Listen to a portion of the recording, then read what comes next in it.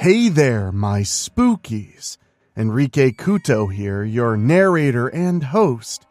School is back in session, and the halls are haunted. Tonight, we're sharpening our pencils and our fangs for 8 school-time terrors to get you perfectly primed for back to school. Think sticky cafeteria trays that blink when you're not looking.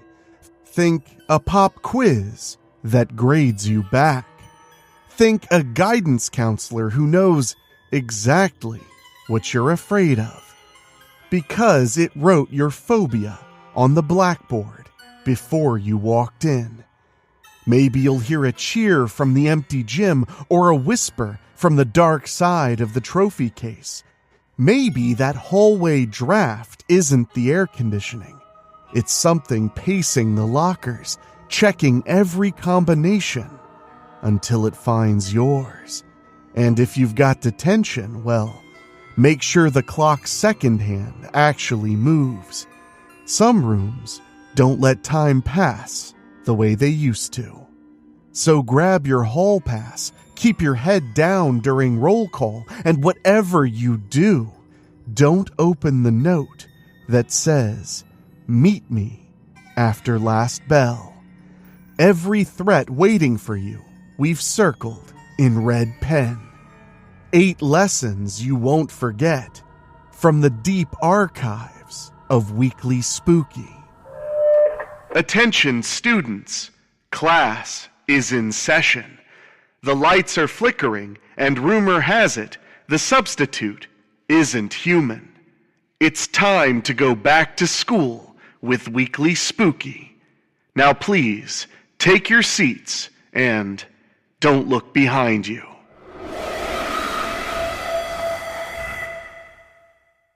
The Chain of Time by Killian Crane. Andrew Lead felt like a freshly poured fountain drink.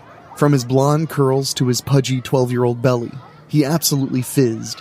He was blind to the children enjoying recess around him on the playground of Pine Mill Middle School. His entire world was a bridge of grass to Claire Ellis. Claire sat in the front corner of his class. Andrew, who would never admit it to anyone, found himself looking at her more often than the whiteboard. She faced away from him, staring into the expansive forest behind the school. She had brown hair held up in a long ponytail by a pink ribbon. He knew he had no business talking to a girl like her, but he decided that morning that he would ask her if she'd like to go to the Gumbo Festival with him. He just couldn't seem to move his feet. He finessed past several crinkling snack wrappers and drew his brass pocket watch. Flipped open, it showed there was still 15 minutes of recess. As he tried to put the watch away, the chain went taut and flew from his hand. Bewildered, Andrew turned to see Thomas Daniels. Thomas jiggled the watch, making it glint wildly. "What you doing, chubber?" Thomas asked. Andrew's fist clenched. "Thomas, please, just give it back." "Oh, I will," Thomas jeered. He swung the watch evenly. "If you can catch me." Andrew saw Claire still staring into the woods, and then focused on Thomas. He made a clumsy lunge, and Thomas pulled it taut, palming the watch, then letting it fall free again, as if he was walking the dog with a yo-yo. "Try again, fatty." Andrew did, but Thomas still held the watch. "Cut it out, Thomas!" The metal grazed Andrew's fingers before it was pulled free a third time. Children gathered around to watch the spectacle. Thomas, the circus master, led Andrew in a wide circle like a prize animal. He teased. Andrew's face grew blood red with anger and effort. He charged head low. Thomas dodged and stuck his foot out to catch Andrew in an embarrassing trap. The crowd roared with approval as he thudded to the ground. He struggled to his feet, his heart limping in his chest. He put his hands over his head, fighting the need to puke. "Look at those fat titties," one kid squealed.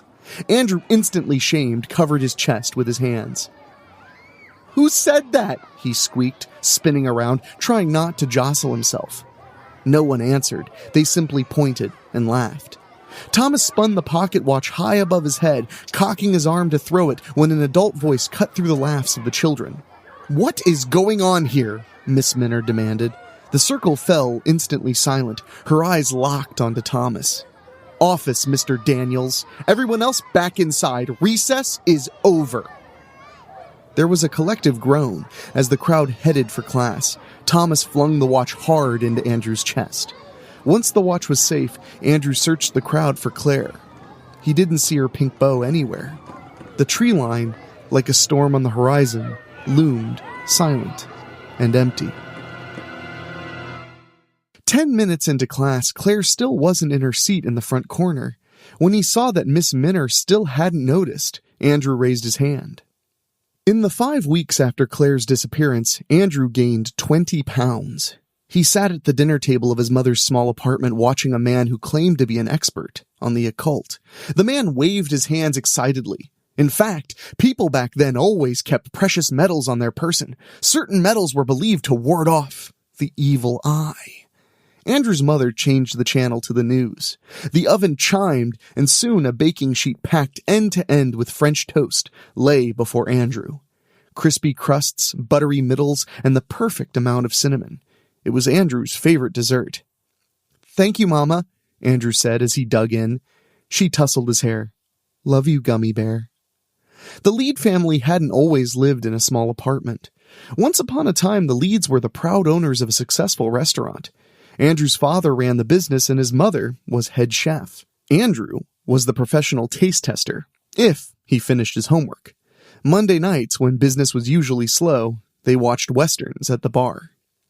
Despite great business, Andrew's father had made many mistakes with the money.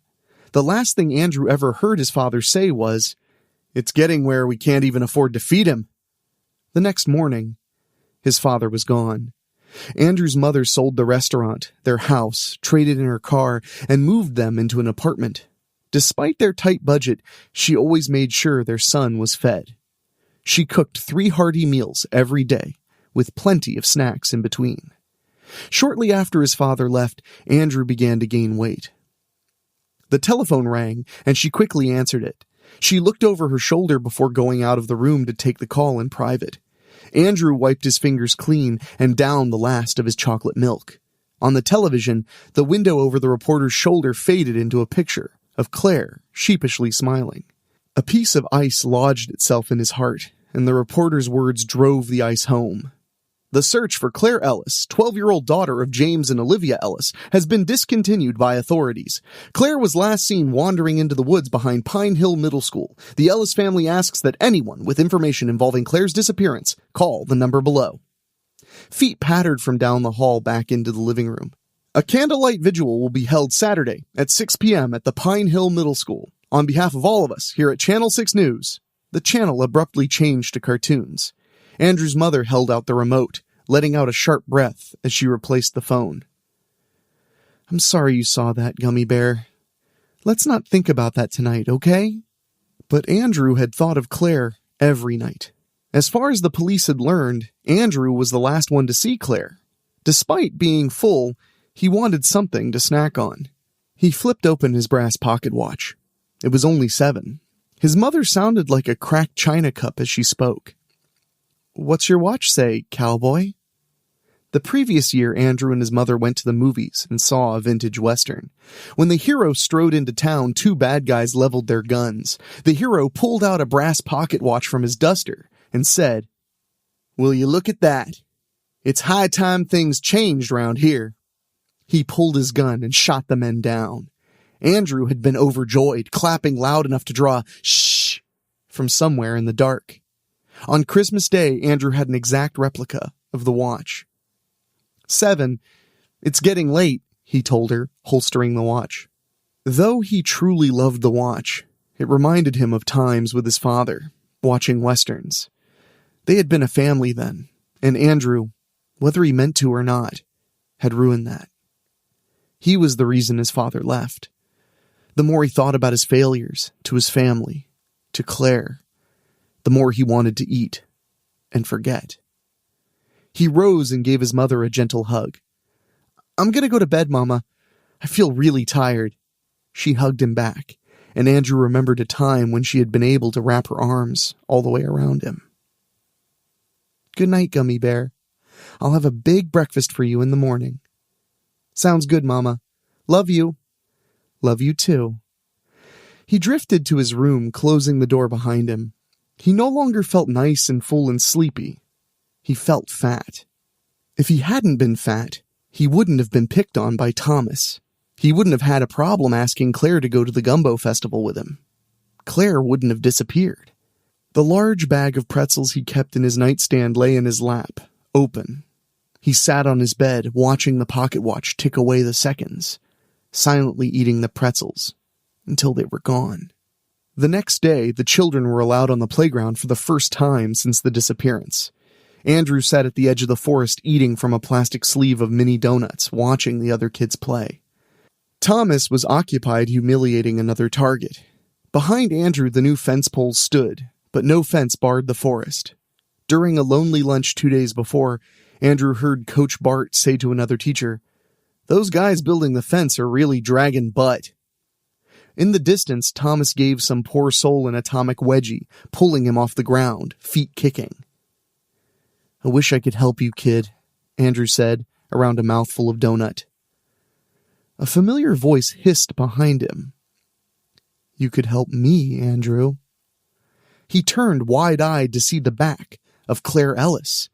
She looked exactly the same as the day she disappeared, down to her long ponytail tied with a pink bow. "Claire?" She laughed. There was a scream from the playground, making Andrew wheel around. Coach Bart, who had taken Miss Minner's place as Andrew's teacher, had Thomas by the ear, marching him towards the school.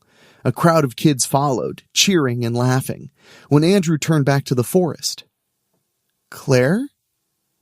The smallest crescent of Claire's face peeked from behind a tree deep inside.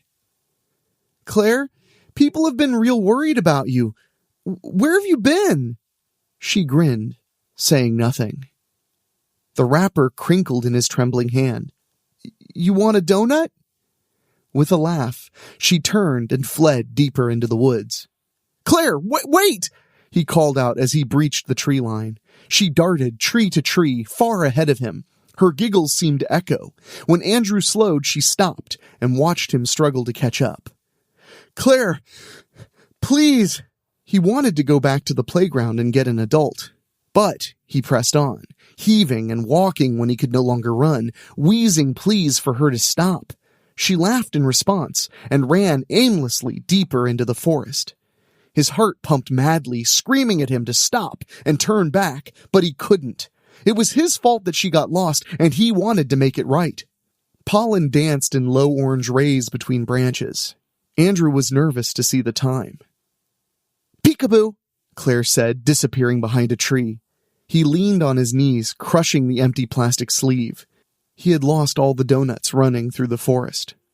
"Claire, I don't know what you're doing, but we have to go back now.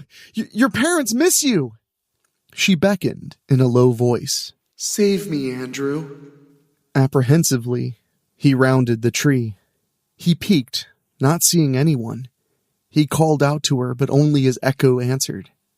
The dancing rays dimmed as the sky continued to redden. Andrew searched for his trail of donuts, first calling for Claire, then for anyone. When night fell, the forest stirred with sounds of things unseen. Andrew didn't dare call out. A stray branch Andrew couldn't see gouged him deeply into his arm. The pain and the fear and the sheer exhaustion forced him to his knees. The harvest moon, large and orange in the sky, was swallowed by an inky sea of clouds. Andrew huddled against a tree, sobbing, as total darkness fell. The creatures of the night reveled in the cold void. He curled inward on the itchy forest floor, shivering. Somewhere in his tears, time slowed to the pace of a bad nightmare. Then, as suddenly as the forest came alive, it went deathly silent. There was a click in the dark, followed instantly by blinding light. He put his hands to his face and cried out. As his eyes adjusted, he saw that it was a flashlight, held by an unseen figure. "Hello?" Andrew called out, still shielding his eyes. There was nothing. Acute panic filled his spine and his voice. Are you here to help me? The forest floor crunched as the light approached. Andrew pressed against the tree, cornered. An angel gently placed her hand on his head.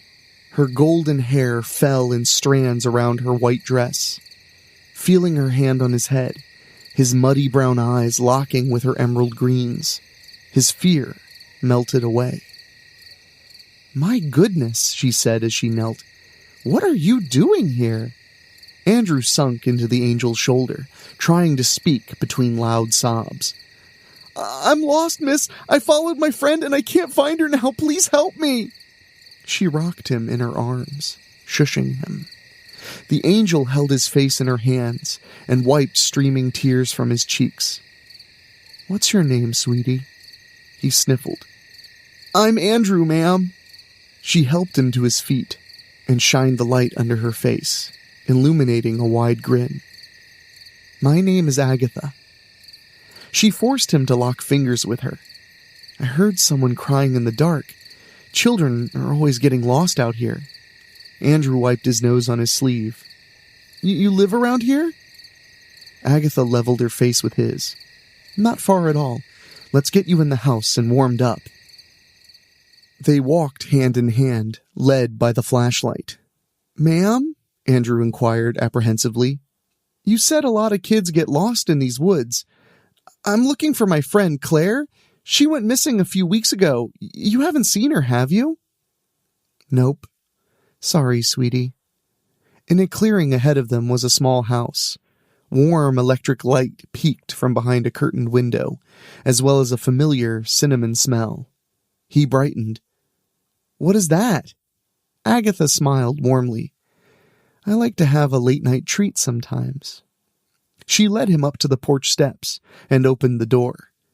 After you. The inside of the house was cozy and warm. In the center of the small room was the dining table with tall back chairs. The corner had a small reading nook, topped with a lamp that dimly lit the room. Several large volumes lay on the table. Across from the entrance was another door, closed. Andrew assumed that was her bedroom. The kitchen dominated the room. Everything appeared to be commercial grade, reminding Andrew of his parents' restaurant. The deep double sink lay in a marble counter. On the counter sat spices of all kind and a large wooden knife block. The refrigerator and freezer combo was old, but well maintained. The oven, the biggest Andrew had ever seen, was a source of warmth and the cinnamon. Agatha locked the door and guided him by the shoulder to the dining table. Make yourself at home. Exhausted, he sank into a chair and settled comfortably like a mound of pudding. She sat at the corner next to him, elbows on the table, hands concealing a smile. Thank you for helping me, Andrew said. Do you think my friend is okay out there? Agatha's hands fell, revealing a white, perfect smile. You have a little something, she said as she wiped the last bit of glistening blood from the cut in his arm. She stuck the sanguine tip of her thumb into her mouth and sucked it clean. The oven timer dinged, and she glided into the kitchen. She moved like his mother, he thought. She pulled a single glass from the wooden cabinet, then swung open the fridge and found a carton of chocolate milk. She held the fridge door open with one foot as she poured the milk, feigning lost balance for Andrew's amusement. Once poured, she replaced the bottle and let the fridge close itself. With much showmanship, she donned 2 oven mitts that went to her elbows. Then she swung a locking latch above the oven's door before pulling it open. She fanned the heat like an angry goose. Andrew didn't remember a latch like that on his parents' oven. She spun, closed the door with her heel, and marched, chocolate milk in the crook of her arm and a baking sheet in her mitts. She placed both squarely in front of Andrew. What do you think? She asked. It was a baking sheet packed, end to end, with French toast, crispy crusts, buttery middles, and the perfect amount of cinnamon. The smell made the fear and the shock and the pain of the night's events settle onto Andrew's shoulders. He realized in his soul that he was hungry. Eat up, she pleaded. He had wanted to say something, but before he knew it, the bread was eviscerated, staining his fingers with delicious stickiness. He devoured each slice like a starving beast, only stopping long enough to take big gulps of chocolate milk. She grinned at him. "Sorry," he said. "I'm so rude. You made this for you." "Oh no," she whispered. "Please, eat up." She rose with his empty glass in hand and refilled it. The oven dinged as she adjusted the temperature. Sitting back down, she slid the glass to him, just in time for another big gulp. "I really do like it, ma'am. It's actually my favorite." "Wonderful," Agatha said, eyeing him up and down. Not long after his third glass of milk, Andrew had finished the entire baking sheet. He sat back, feeling his stomach expand with milk and bread. Lethargic, he sighed. "Thank you. I think I needed that." She leaned over the table, a glint in her eye. "I'll say," she whispered, as she playfully pinched his belly. He flinched away from her hand, gently swatting it away. "Please don't do that," he said. Smiling, she stood slowly. "Let me prep your room. I'll be right back." She unlocked the back door and stepped into total darkness, slamming the door behind her. Andrew went to the sink to wash his sticky fingers. Clean, he checked his watch. To his amazement, the brass vibrated in his hand. It had never done that before. He put it away, hoping it wasn't broken, when something at the reading nook caught his eye. His steps echoed as he moved towards it. The cover of the top volume was rough. Andrew could tell that the book was very old. Something colorful marked the ancient pages. He opened the book and saw. It was a pink ribbon. The barest edge of one loop was stained with a trace of red. The book was written in a language Andrew didn't recognize, but there was a graphic drawing that he immediately understood. It detailed how to strip the meat from a human arm. The door to the bedroom popped open. It creaked on its hinges as a gnarled hand let it open. A hunched creature padded barefoot into the room, its back to Andrew. It drew a wicked-looking blade from the knife block. Andrew ran for the door, trying for the knob only to find it missing. The window latch was also gone, like neither was ever there. In the kitchen, something that might have once been a woman stood in the dim light facing him. Its crooked nose was too large for its face, and long wisps of hair grew in sparse, golden patches. Pale skin covered in moles, boils, and blisters sagged and creased from its ancient body. Like its skin, its once white dress hung bedraggled. Its eyes glistened like wet, green mold. Agatha's dry voice strangled Andrew to panic. "I like to have a late-night treat, gummy bear." He pounded the window as hard as he could, his fist bouncing ineffectively. The witch stalked him, slowly. He rounded the table, keeping it between them. "Help me!" Andrew cried to no one. "Someone, please!" Agatha cackled. "No one is coming for you." Andrew fought back the urge to faint. He tried to call out again, but it jumbled into a garbled mess. The witch seemed barely able to contain her excitement. "I've seasoned you," she said proudly. "Not that you need it, my little well-marbled chubber. Now Claire, she needed seasoning." Andrew thought he could feel his heart fall out of his chest at the mention of Claire. "You know," Agatha confided, "I couldn't eat her right away. She was all skin and bones. Had to feed her for weeks, make her ripe. But you," she trailed off, licking her cracked lips. "So plump and juicy already." She flashed a saw-toothed grin, showing off every inch of her yellowed gums. Andrew's fear had been replaced by something primal. If he hadn't been so fat, Thomas wouldn't have picked on him. He could have gotten to her in time. He would have had the courage to ask. Even if she said no, she'd still be alive. That primal heat filled his entire being and spewed from his mouth like fire. "You killed her!" With all of his strength, he shoved the table into Agatha. Surprise flashed across her face, and she stumbled against the blow. She caught herself, then shoved back twice as hard. Struck, Andrew careened into the oven with a clang, the hot door stinging his cut arm. The latch caught on his ear, slicing him as it unclasped. He pulled himself up with the oven handle, dropping it open with a clank as he stood. The table flew across the room, no longer a barrier. Andrew shuffled backwards, holding his bleeding ear. She cackled as her vice-like grip seized him by his blood-soaked shoulder and hauled him into the darkness of the back room. Andrew ducked out of his shirt and tripped over an overturned chair. He was on his back just in time to see Agatha descending, knife streaking towards him. He jerked his head away just before the blade could sink into his eye. As the knife thunked into the floor, the blade bent and shattered. She pinned his arms, her face against his. Her hot breath bathed his senses, making him retch. "This little piggy went to market," she whispered into his wounded ear. She licked the length of the bleeding gash, then bit down hard. Andrew screamed at the white-hot pain. She suckled at the pouring blood, moaning with satisfaction. Tears stung his eyes as her jagged teeth sawed and pulled, fighting to remove his ear.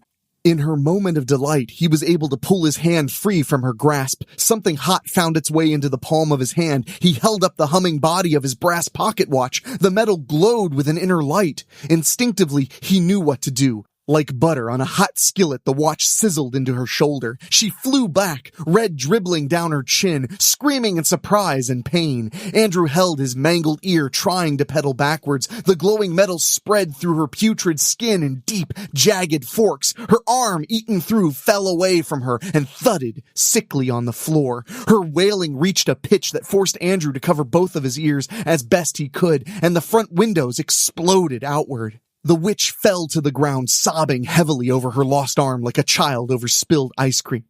"You horrible child," she whined, the brass still spreading along her back. Black sludge dripped from behind her teeth as she coughed. "You've mangled me, you wretched, nasty boy." Andrew stood above her, the glowing innards of the open oven reflecting in his eyes. "What are you doing?" she demanded. She felt frail and powerless as he lifted her. She resisted, pleading with him to stop. He slung her hunched frame headfirst into the oven. Her cry was guttural and otherworldly as her face sagged and blistered. He lifted her the rest of the way in and closed the door. She kicked, almost breaking free, but Andrew held the door fast, burning his palms. He swung the bloody latch closed. The oven dinged madly as he mashed the buttons to its maximum temperature. The witch was ablaze inside of the oven, kicking violently. Andrew backed away from the building heat. Dark, stinking smoke flooded the room. She wailed in an unknown, unholy language. Objects inside of the house began to float. Her hands struck the oven window desperately. There was a sucking noise as the flesh of her palms stayed behind as she pulled away. Her skeletal hands struck again, cracking the oven window. Andrew had seen enough. He jumped out of the front window, falling hard enough to knock the breath out of him. On will alone, he ran into the night. The house quickly became a roaring inferno, lashing out and striking trees, igniting the rest of the forest. He ran as fast as he could manage, and so did the hungry flames. Animals, big and small, fled in all directions. They easily passed him in their stampede. When Andrew couldn't see through the spots in his vision, he collapsed to the ground. Deadly warmth danced towards him, but Andrew was far removed from the heat. All he could think about was his father, and how angry he was at him for leaving. It had never been Andrew's fault, he realized. All this time, he had chained himself to his feelings, glancing at them, but never facing them. Between heavy wheezes, he managed to laugh. He hadn't been a perfect person, but he had done the best that he could. At the very least, he had slain a monster and avenged a fair maiden. In the end, he had been brave. Content with that, he sighed. "I got her, Claire. I got her." As the heat closed in, darkness mercifully overtook him.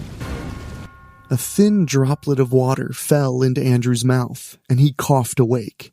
More light rain fell into his open eyes. The early morning sun hid behind thick, gray clouds. He shook soot from his hair as 3 men in heavy yellow jackets and hard hats rushed to him. As far as the eye could see in the smoke and dust, the forest had burned to cinders. Charred remains of trees stuck defiantly upward like great bones. The wind whipped ash and dust in violent swirls. Some of the tall skeletal remains fell prey to the winds and toppled, shattering on the ground, creating more upheaval. Far behind the men, a guardian angel was smiling thankfully to Andrew. She had long brown hair, held up by a pink bow. The dead ocean stirred into a frenzy and she faded into the furious tide, just as heavy rain began to fall. Andrew's ear was treated by an EMT in front of Pine Hill Middle School. His mother, eyes red with exhaustion and tears, ran to him. He jumped from the back of the ambulance and met her halfway. They sank to the concrete, crying in each other's arms. She held him tightly, careful not to bump the fresh bandages over his ear. The police questioned Andrew about the fire and who attacked him. He told them about Agatha, what she had planned to do with him, and how she admitted to kidnapping Claire. He did not tell them what Agatha was, or how the fire had started. He told them he couldn't remember. When asked how he survived being in the middle of a forest fire, he told them the truth. "It was an angel," he said. "She gave me a second chance."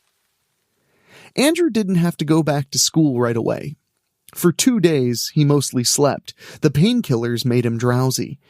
He only woke long enough to eat small bowls of soup.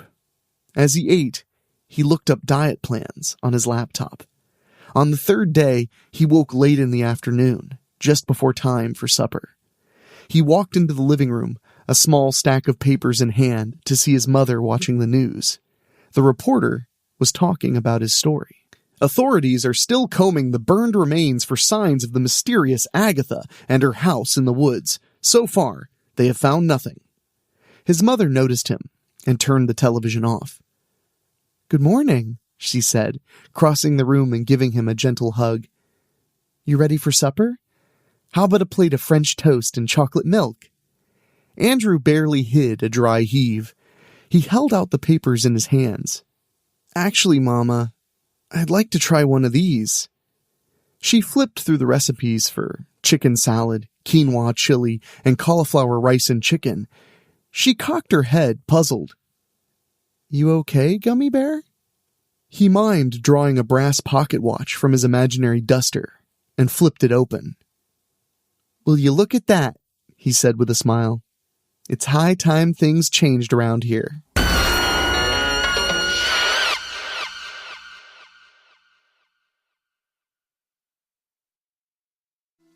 Suspended by Rob Fields.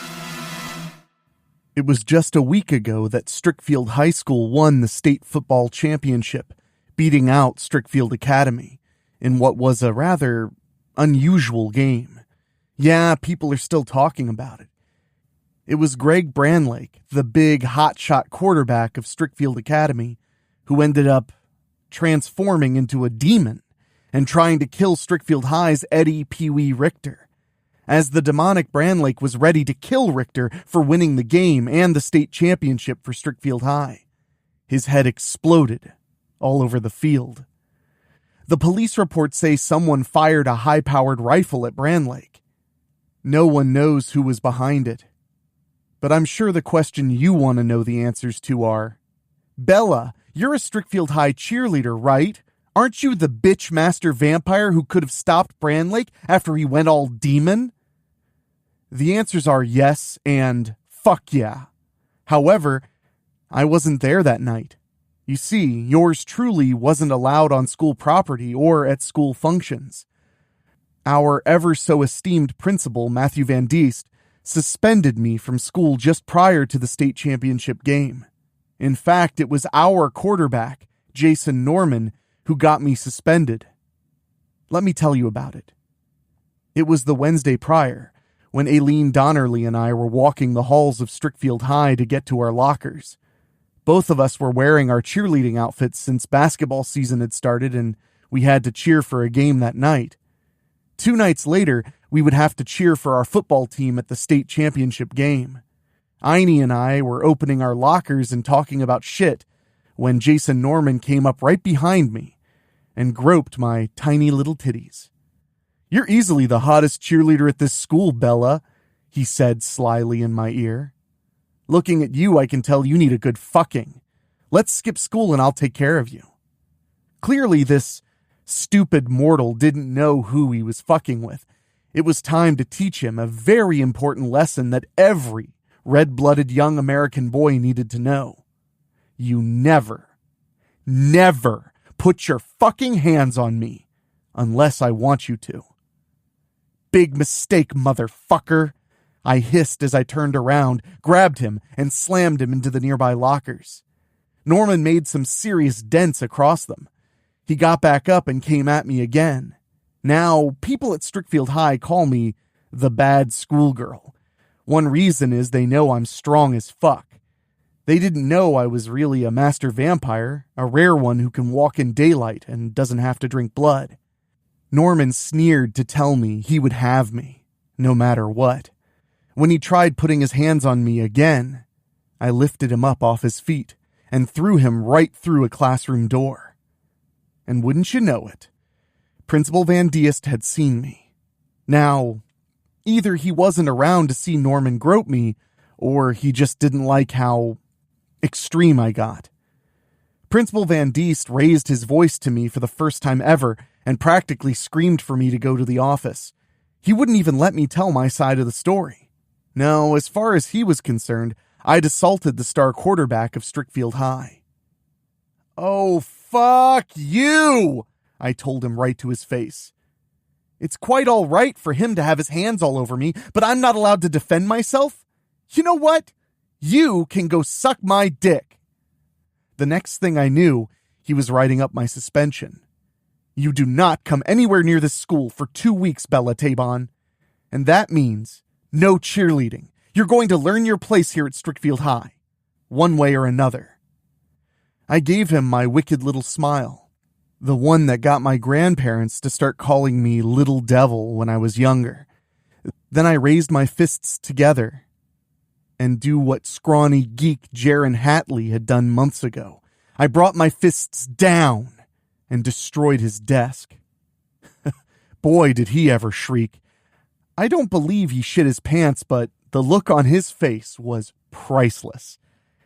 Now we're at present time. Now you know why I wasn't at the state championship game shaking my tits and ass with the rest of the girls when the Brand Lake demon shit went down.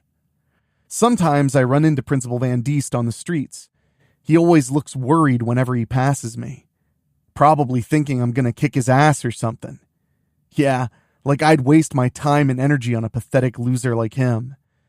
But I'd bite and give him my little devil smirk. Thanks to Aini. I don't really need her to do that for me, but she's just doing her duty by me as my best friend. Martin, Aileen's older brother, calls her Einstein on the count of how smart she is. I've been calling her Aini for short. In response, she calls me Bells. It's Saturday morning, the week after the big game and Greg Brandlake's death. Martin and I have been mostly distant, pretty much since Aini and I got back from vacationing in Shore City back in June.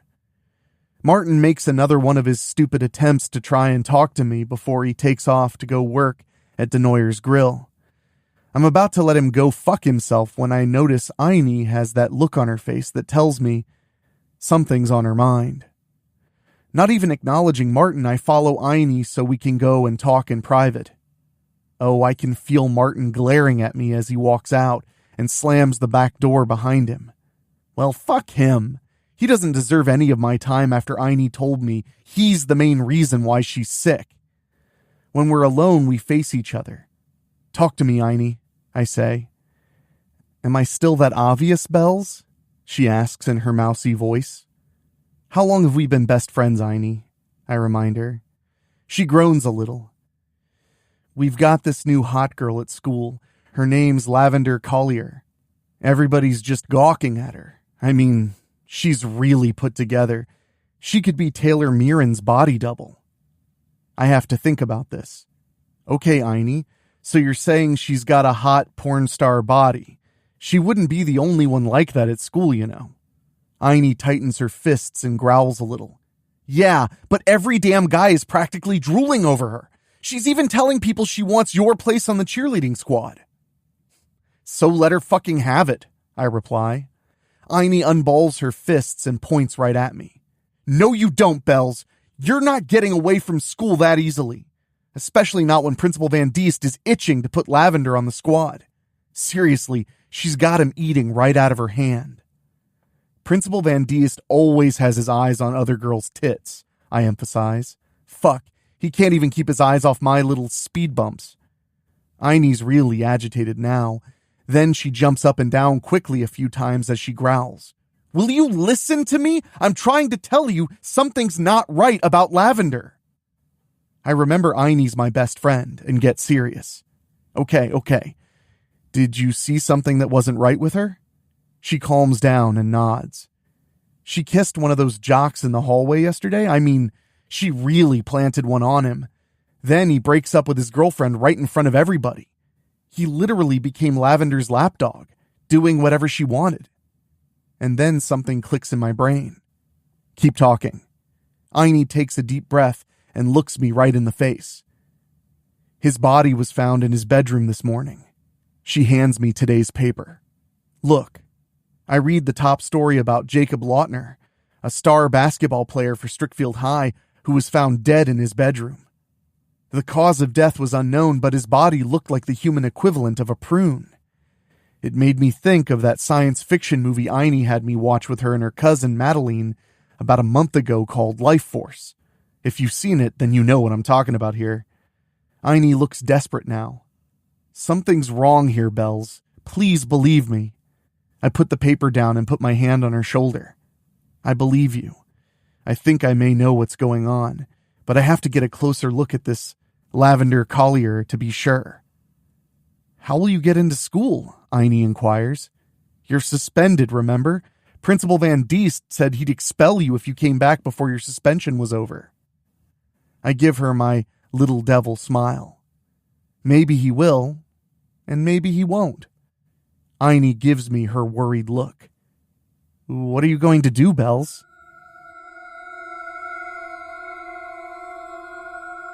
Monday comes, I'm back to walking the halls of Strickfield High with Aini. It's not long before Principal Van Diest passes both of us. He just looks at me the way he always looks at the bad schoolgirl. He makes it a quick point to check out my sexy schoolgirl outfit, the shirt with the sleeves torn off and tied in the front to reveal my black bra and a plaid miniskirt with my men's 80s Reebok pump basketball shoes. Some people here have joked that I'm a runaway from Strickfield Academy. Even now, I'm sure Principal Van Diest is undressing me in his mind. Just the same, he doesn't say a fucking thing about my suspension. What happened? I got Aini to distract him in the office long enough for me to slip in the way vampires do. I grabbed a hold of Van Diest and gave him a light brushing of glam to make him forget that he suspended me.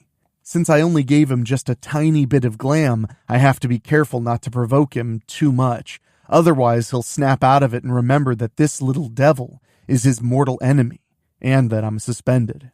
I know, why not just wipe his mind completely, right? Because my glam is quite powerful for being a master vampire. If I'm not careful with how I apply it, I can do some serious, irreparable damage to somebody's mind. I'd rather not do that shit unless someone truly deserves it. I may be a wicked little devil, but I'm not inhumane. Okay, Aini, show me Lavender Collier, I say. Aini's looking around, then she suddenly grabs my wrist. Behind us, Bells! We both turn to see she's with Principal Van Diest. Holy fucking shit! Aini's not kidding when she said this bitch is hot. I mean, she's got it all. Looks, sexy body, huge tits, and lavender hair. Thanks to my master vampire sight, I can see that it's her natural hair color, and not a dye job. I know exactly what this creature is. She's a succubus, I whisper to Aini. Think of her as being a vampire, except instead of drinking blood, she steals sexual energy from men. But why would she go after somebody like Van Diest? Aini wonders. And then Aini gasps when we see Lavender slide her tongue into the principal's mouth. You'd swear the other students passing by would have seen it, but they just act like nothing's going on.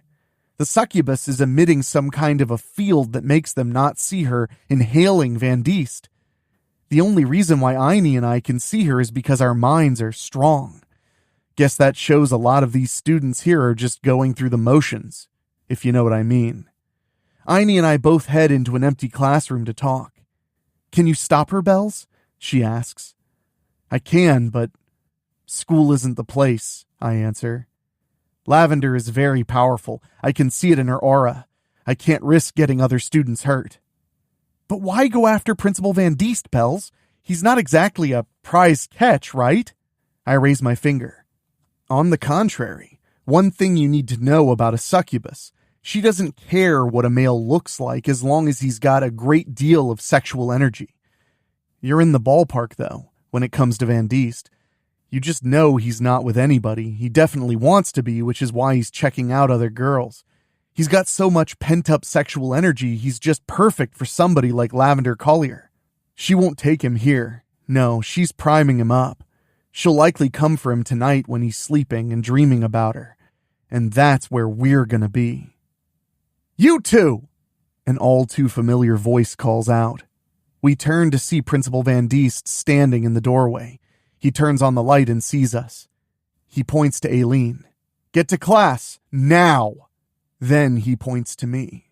"And you can tack on another week to your suspension, Bella Tabon."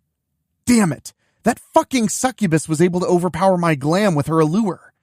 Van Diest remembers everything regarding me. He comes straight to me and grabs my arm. Normally I'd have beaten the living shit out of a man for that, but there's a fucking succubus involved. "Okay, Van Diest, you get this one for free." He walks me to the main doors. And yes, every nearby student is looking right at us. He pushes open one of the doors and shoves me through it. Then he steps outside and points right at me. "I'm getting sick and tired of you thinking you run my school, Bella Tabon. You need to remember I'm the principal here. Me!" And then I notice he's staring me down again. Me being as scantily clad as I am can work to my advantage here. I move my hands up to my hair and pose for him just enough to where Van Diest can see my sex appeal. I may not have the glamorous body of a succubus, but there are plenty of males here at Strickfield High who would love to be mine. Are you one of those people, Matthew Van Diest? Let's just see who's got more allure here, the voluptuous succubus or the skin-tight vampire. Van Diest is just stammering his words as he keeps ripping me one new ass after another. I've already said I have little speed bumps for tits, but he's still drawn to them. He's still quite attracted to my tight body. I'm not even using glam on him. Like that fucking succubus in the school, I can wrap people so tight around my little finger, they'll do anything I tell them. So I guess you can say Lavender and I aren't that much different in that department. And that's when I see the bitch looking out and glaring at me. Now, I've never been sure whether or not a succubus or an incubus can sense a vampire. A master vampire can sense them for sure. Lavender looks ready to come outside and confront me, but she knows that's probably not a good idea. No, Lavender doesn't want people knowing what Aini and I both know. I keep turning on the charm for Van Diest. I don't even have to go full porno on him. Just showing a curve here and there, keeping his full attention on my nearly naked body. Guess bigger tits ain't always better, huh, Lavender? I'm laughing my ass off deep down. Lavender is fucking pissed at me now. Good. Come for me, bitch. And then I have a hell of a plan. I don't know if Van Diest heard the bell ring, but I sure did. Still, he's rambling on and even repeats a few things to me as he's still undressing me with his eyes. Still holding Lavender's attention, it's time to do the unthinkable. I come in close to Van Diest and lock my lips with his. Boy, do his fucking arms ever wrap me up. He holds me oh so gently to him as we share a soft kiss together. And then I hear his heart beating and realize I just made a huge mistake.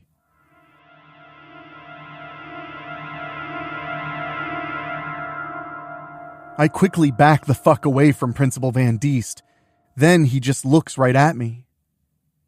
Bella, I know, I'm suspended, I quickly reply. Getting my ass off school property right now. Then I give him 2 middle fingers. And you can go fuck yourself. Just then a teacher sees Lavender and tells her to get to class. At first she won't go, but she ultimately doesn't have a choice if she doesn't want to expose herself. She finally leaves. Knowing I did what I wanted to do in provoking Lavender, I turn and start walking away. As I turn the corner, Van Diest snatches my wrist. Now you wait just a minute! As I turn around to face him, we suddenly lock lips again. This time the kiss lasts a little longer. Then we come apart. What in the actual fuck? When I hear his heartbeat again, I have my confirmation that I truly fucked up. I know now that Principal Van Diest has desired me for a very long time. I don't mean he just wants to have hot and nasty sex with me. I mean, he wants to be with me. He's fucking in love with me. I compose myself and raise my finger. Okay, Matthew. 1, you know fucking goddamn well what we're doing is quite forbidden. Read the student handbook. 2, you'd have to decide if you want Lavender or me. And 3, it'll never work between you and me in any case. And since I'm not supposed to be here... When we hear someone opening one of the main doors and calling for Van Diest, he glances over his shoulder. When he goes to look back at me, I'm gone. Yeah, just like Batman. The little devil in me loves pulling that shit on him. But this wasn't a case of me being a little devil here. I had to get the fuck away from Van Diest. I need to think. I'm out on the football field when Aini finds me at lunch break. Bells, you okay? She asks, sitting down next to me. I shake my head. No. And you're gonna be so pissed off at me? I tell Aini everything. Her jaw drops. Are you saying... I get Principal Van Diest has a thing for you. I've known that ever since I first brought you to Strickfield High. But are you in love with him? I sigh. Aini, you know Martin and I aren't fucking anymore. Ever since your grandma talked to me about him and you told me how you got sick, there's just no way in hell. Also, I can smell that he's been fucking other girls. I sigh.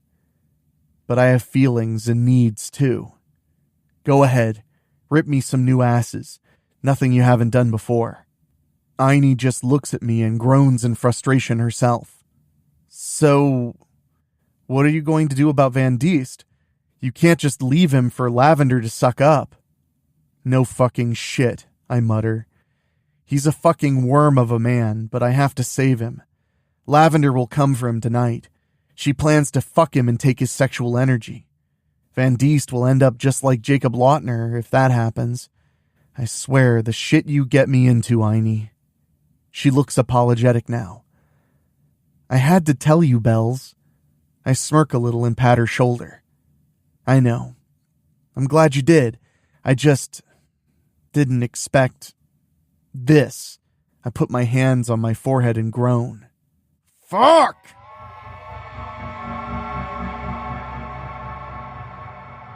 That night, Aini and I are hiding in Van Diest's backyard. Thanks to my night vision, I can see shit like it's still daylight. Van Diest is sitting at his computer. I recently discovered I can focus my vampire vision to zoom in on things. I can see Van Diest has the Strickfield High website up. He's looking at pictures of me. God damn it!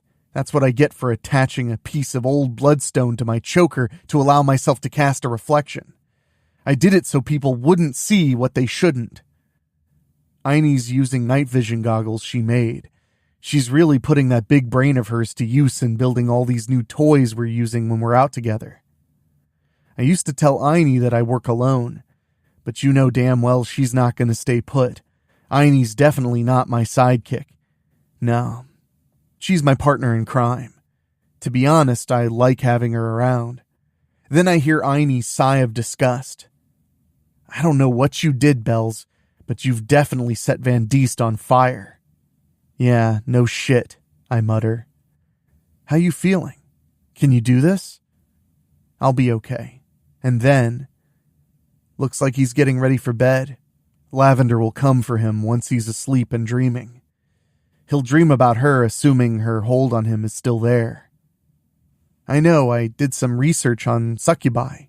I roll my eyes. On what? Wikipedia? Please. She scoffs at me. I never use Wikipedia. Give me a break, Bells. She bumps my arm. You better move. I can sense the tension between Einie and me.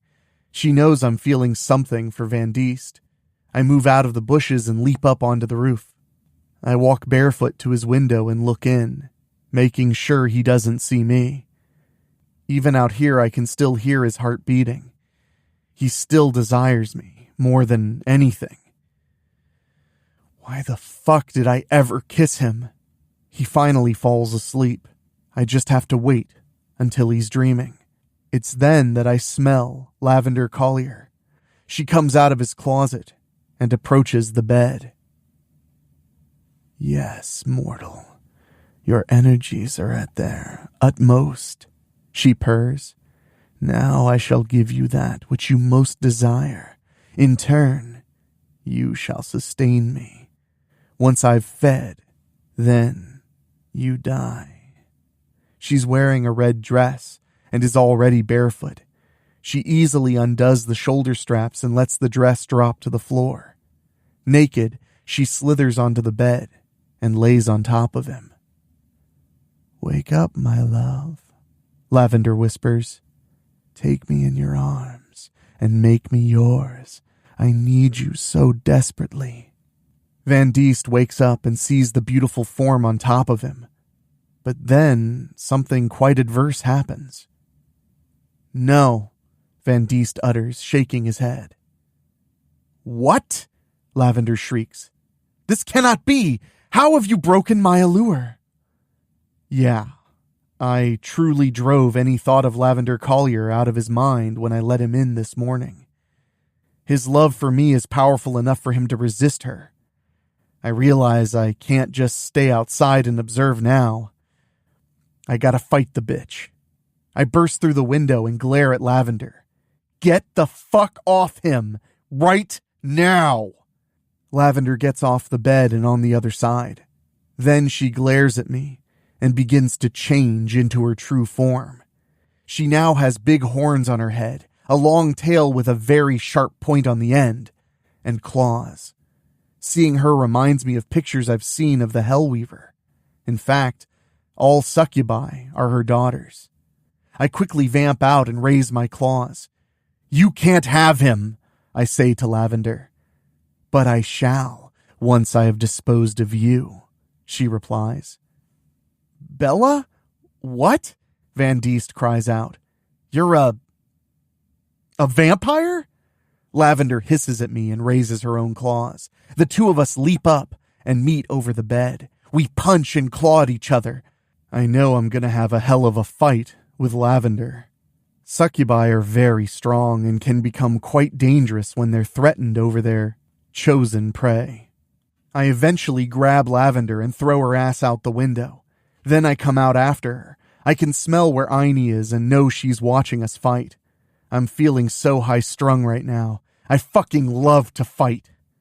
My desire to fight really increased after I became my own unique master vampire, along with my appetite and my libido. Lavender and I attack and roll around on each other. We throw each other into things. She's really quite strong and can possibly match my strength. She hisses loudly in frustration when I won't stay down. She even tries to claw at my heart.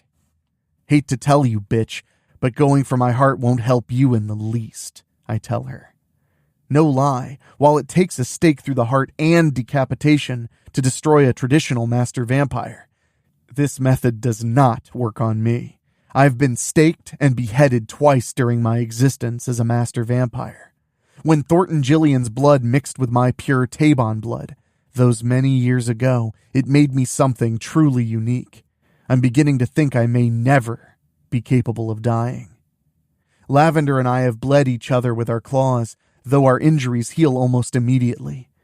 This certainly isn't your usual high school catfight either. No, Lavender knows how to fight, same as I do.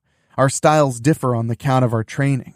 What Lavender is about to find out is that she picked the wrong fucking cunt to fight. You see, Aini and I both know how to kill these fucking things. In fact, I'm about to use one of those toys she whipped up. I have launchers strapped to my forearms. She originally made them for fighting enemy vampires. We used them to fight werewolves back in early June at Shore City. In fact, it'll be the same method we use to end the werewolves that'll end this succubus. Since I've kept Lavender from fucking Van Diest, she hasn't been able to feed. By keeping her fighting with me, she's gotten weaker. I finally get her to the point where she's desperate. When she tries to grab my head to rip it off, I hold her to me and position one of my launchers at her heart region. Lavender shrieks and then cries out in serious pain when she feels the tip of the silver stake coming out of her back. That's how you kill them. Silver. But you have to have a substantial amount of it, like in a steak. Something as small as a silver bullet can kill a werewolf, but something as big as a silver steak is what you need for killing these fucking bitches. The only exception is Hellweaver herself. Lavender falls back and tries to remove the silver stake from her heart. It's in there pretty tight, and she's too weak. "You bitch," Lavender moans. "My mother will destroy you for this." I sneer as I raise my middle finger. Your mother can make like a dildo and go fuck herself. Lavender finally dies. Then she begins to melt away, even her bones. Soon there's nothing left but residue and the silver stake. I pick it up and hand it to Aini when she comes beside me. You okay, Bells?" "Still kicking," I answer. "Okay, we can go home then," she says. I sigh. Not yet. Van Diest has seen me. He knows what I am now. I have to go back and glam him to make him forget. Aini gives me a doubtful look. "You're really going to sleep with him, aren't you?" I just lower my head. I can't walk away. He knows my secret. She and I just look at each other for a long moment. Then she turns and walks away. I want to call her out, but... Sigh. Van Diest is still in his bed with covers pulled up to his chin when I return. When he sees me, he pushes the covers down and quickly gets out of bed. He comes right to me and takes me in his arms. I'm still in my vampire form, and he's not the least bit afraid of me. We don't talk. I can tell he wants to tell me he loves me. I can feel my own feelings. I don't understand why I feel for someone like Matthew Van Diest, given what I know about him at school. In the truest sense of age, it wouldn't be wrong for us to be together. He's in his early 40s, and I appear to be 17, which was how old I was when I came to be a master vampire, back in 1889. I'm easily the older woman here. Now we share a long, deep, passionate kiss. Truly, Van Diest has loved me for quite some time. I don't know if I've always harbored feelings for him as much as I've played with him at school. He's always tried to tame the bad schoolgirl, but he continues to find I just can't be tamed. If anything, I keep him honest. But I gotta be honest with myself. As much as I'd truly love to see where this forbidden relationship would take us, I gotta pull away. I do just that after we finish our kiss. His eyes are on mine now. He's sinking deep into me. His will is mine. "Okay, Matthew," I begin. The next morning, Aini and I walk into Strickfield High together. Principal Van Diest immediately sees us and... He's undressing me with his eyes. I play with him again by flipping him off and flicking my tongue for him. He just glares at me, but does nothing. I can still hear his heartbeat. He still loves me with all his heart and soul. Even my powerful glam can't remove or change true emotions. Aini nods for us to go into an empty classroom. We go in there to talk. "Bells, why didn't you pursue Van Diest?" she asks. "I know you want to." I shake my head a little. "Because you mean more to me than he does. when you walked away from me last night. It really hurt. I even cried a little. I never expected to have a friend like you. I love you, Heine. A forbidden relationship with Van Diest isn't worth losing your friendship over. I may be having emotional issues, but I'm not a fool. Heine and I come together and hug. I love you too, Bells. And thank you for always sticking by me. After we come out of our hug, we leave the classroom and make our way to first period to start the school day. Deep down, I have the feeling it's only going to be a matter of time before something drastic happens to bring Van Diest and me dangerously close to each other once again. But not today.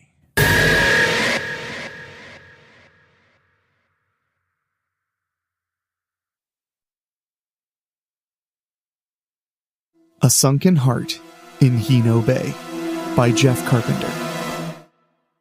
All life emerged, crawled out from the sea. Now, I don't know what's crawling out. Hino Bay High School Science Biology class, Monday, 2:43 p.m. Ayumi scribbles into her notebook, hunched over her desk, protecting her work.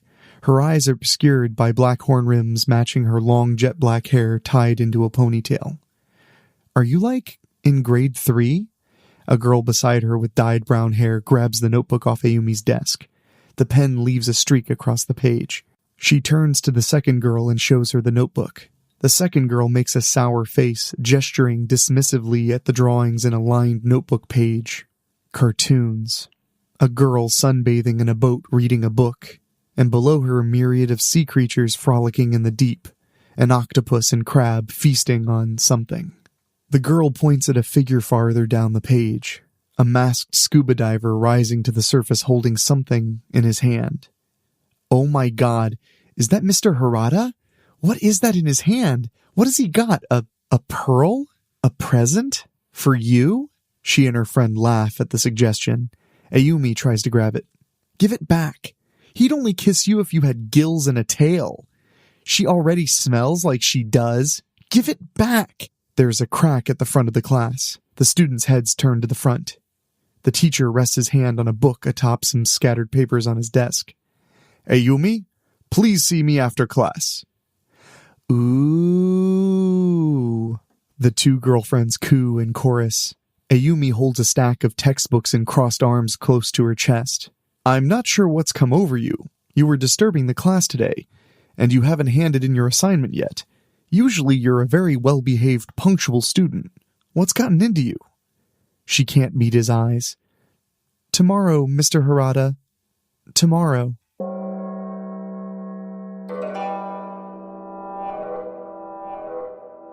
Ayumi's household, Monday, 6:49 p.m. The melted chocolate cools in the bowl on the double boiler. On the counter beside the stove are a box of sea salt, a jar of raspberry jam, a bowl of herring roe, a collection of spoons, and heart-shaped molds.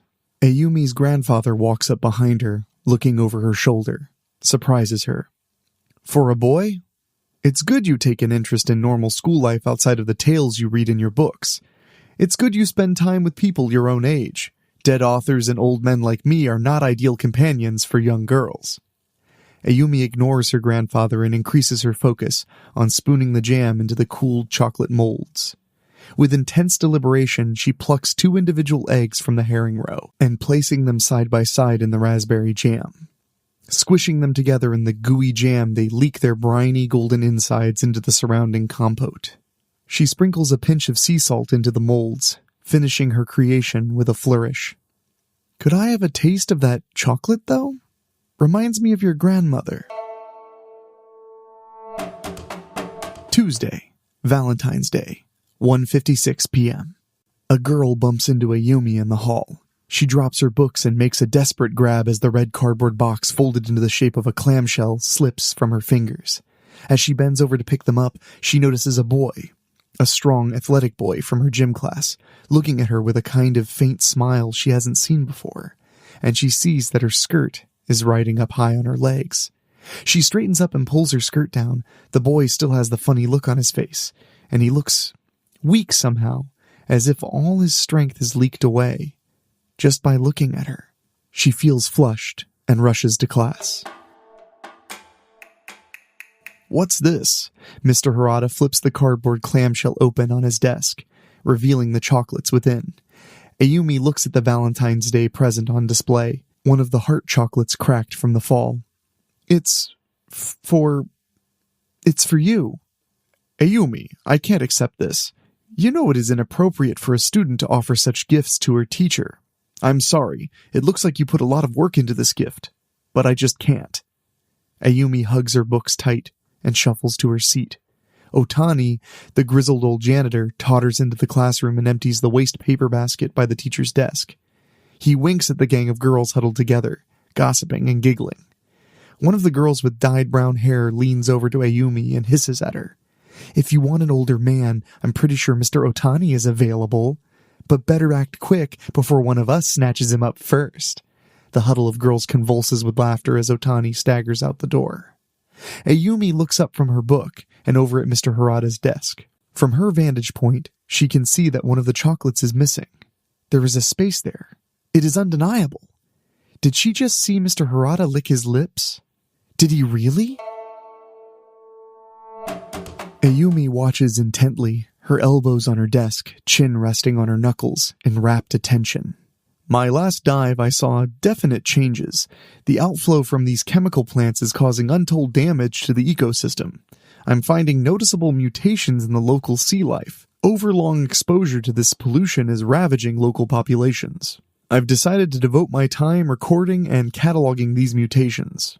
We have to do something to change this. We all have to do something. What I'm doing is cataloging the mutations." He plops a Ziploc bag holding a fist-sized thing enveloped in gelatinous syrup on the desk. It is a creature curled into a fetal ball. 2 appendages pierce the syrupy envelope, terminating its claws. "Know what this is?" No guesses. "It's a fish. Does it look like a fish to you?" The students shake their heads. "I don't think so. I found this swimming off the breakwater in Hino Bay. Well, it was trying to swim, more like paddling in a circle. Those bastards, those blameless industrialists in the plant on the shore, they've turned Hino Bay into a living science experiment. All life emerged. It crawled out of the sea. Now I don't know what's crawling out." He turns back to the specimen. "This is the caudal fin, the tail of the so-called fish." An iridescent turquoise caudal fin unfurls in the swirling sea-green water. It swishes to and fro, back and forth, lazily propelling the creature upward. Breaking the surface, she notices that the creature is her. She is the creature, her bare human body above the water, her scaly torso and tapered tail beneath the waves, trailing off into the darkness and the murky depths below. Her long black hair flows out behind her, slowly undulating in the motion of the ripples. She feels the water rise in a soft swell, and he is there, beside her in the black rubber wetsuit. A gentle wave pushes them closer together. He pulls off his face mask and removes the regulator from his mouth. He presses it against her lips. "Breathe, breathe," he urges. She opens her mouth, letting him inside her, and breathes in, breathes deep, and she feels herself going down into unconsciousness. Ayumi opens her eyes. She smiles and squeezes the pillow tight to her body.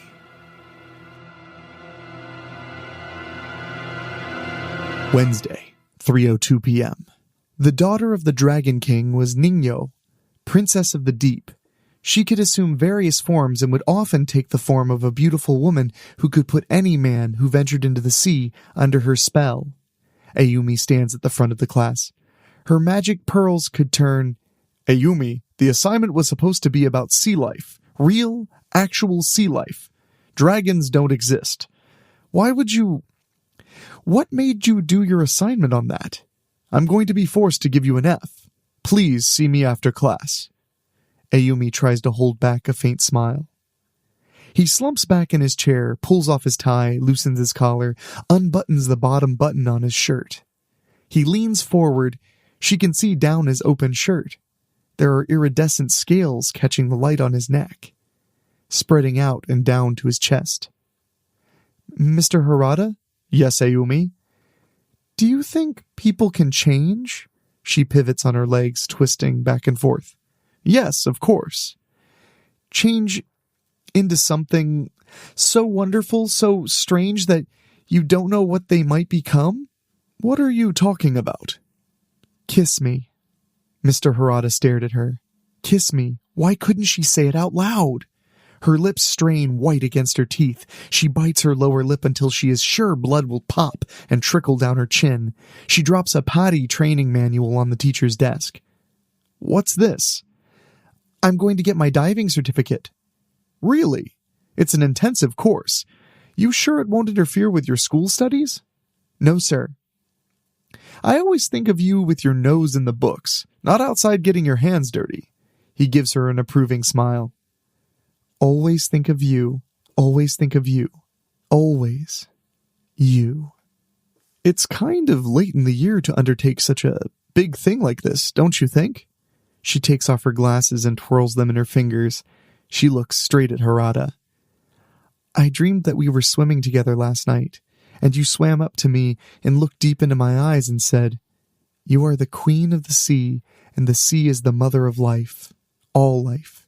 And you held me close, and you put your lips on... Ayumi, this isn't appropriate. You're my student, and I'm your teacher. I want you to teach me real things, not the things I can get from books on my own. Spending so much time in the water maybe is not such a good idea. But we have to. I'll grow scales. We'll both be as free as the fishes. We'll change into them. We'll be living in the ocean as sea creatures forever. You must never speak about this again to anyone. Do you understand? Ayumi jams her lips shut and looks at the floor. Ayumi? Please let me go swimming with you. Silence. I promise not to talk about these things again. I'll think about it. Ayumi's household, Thursday, 6:45 p.m.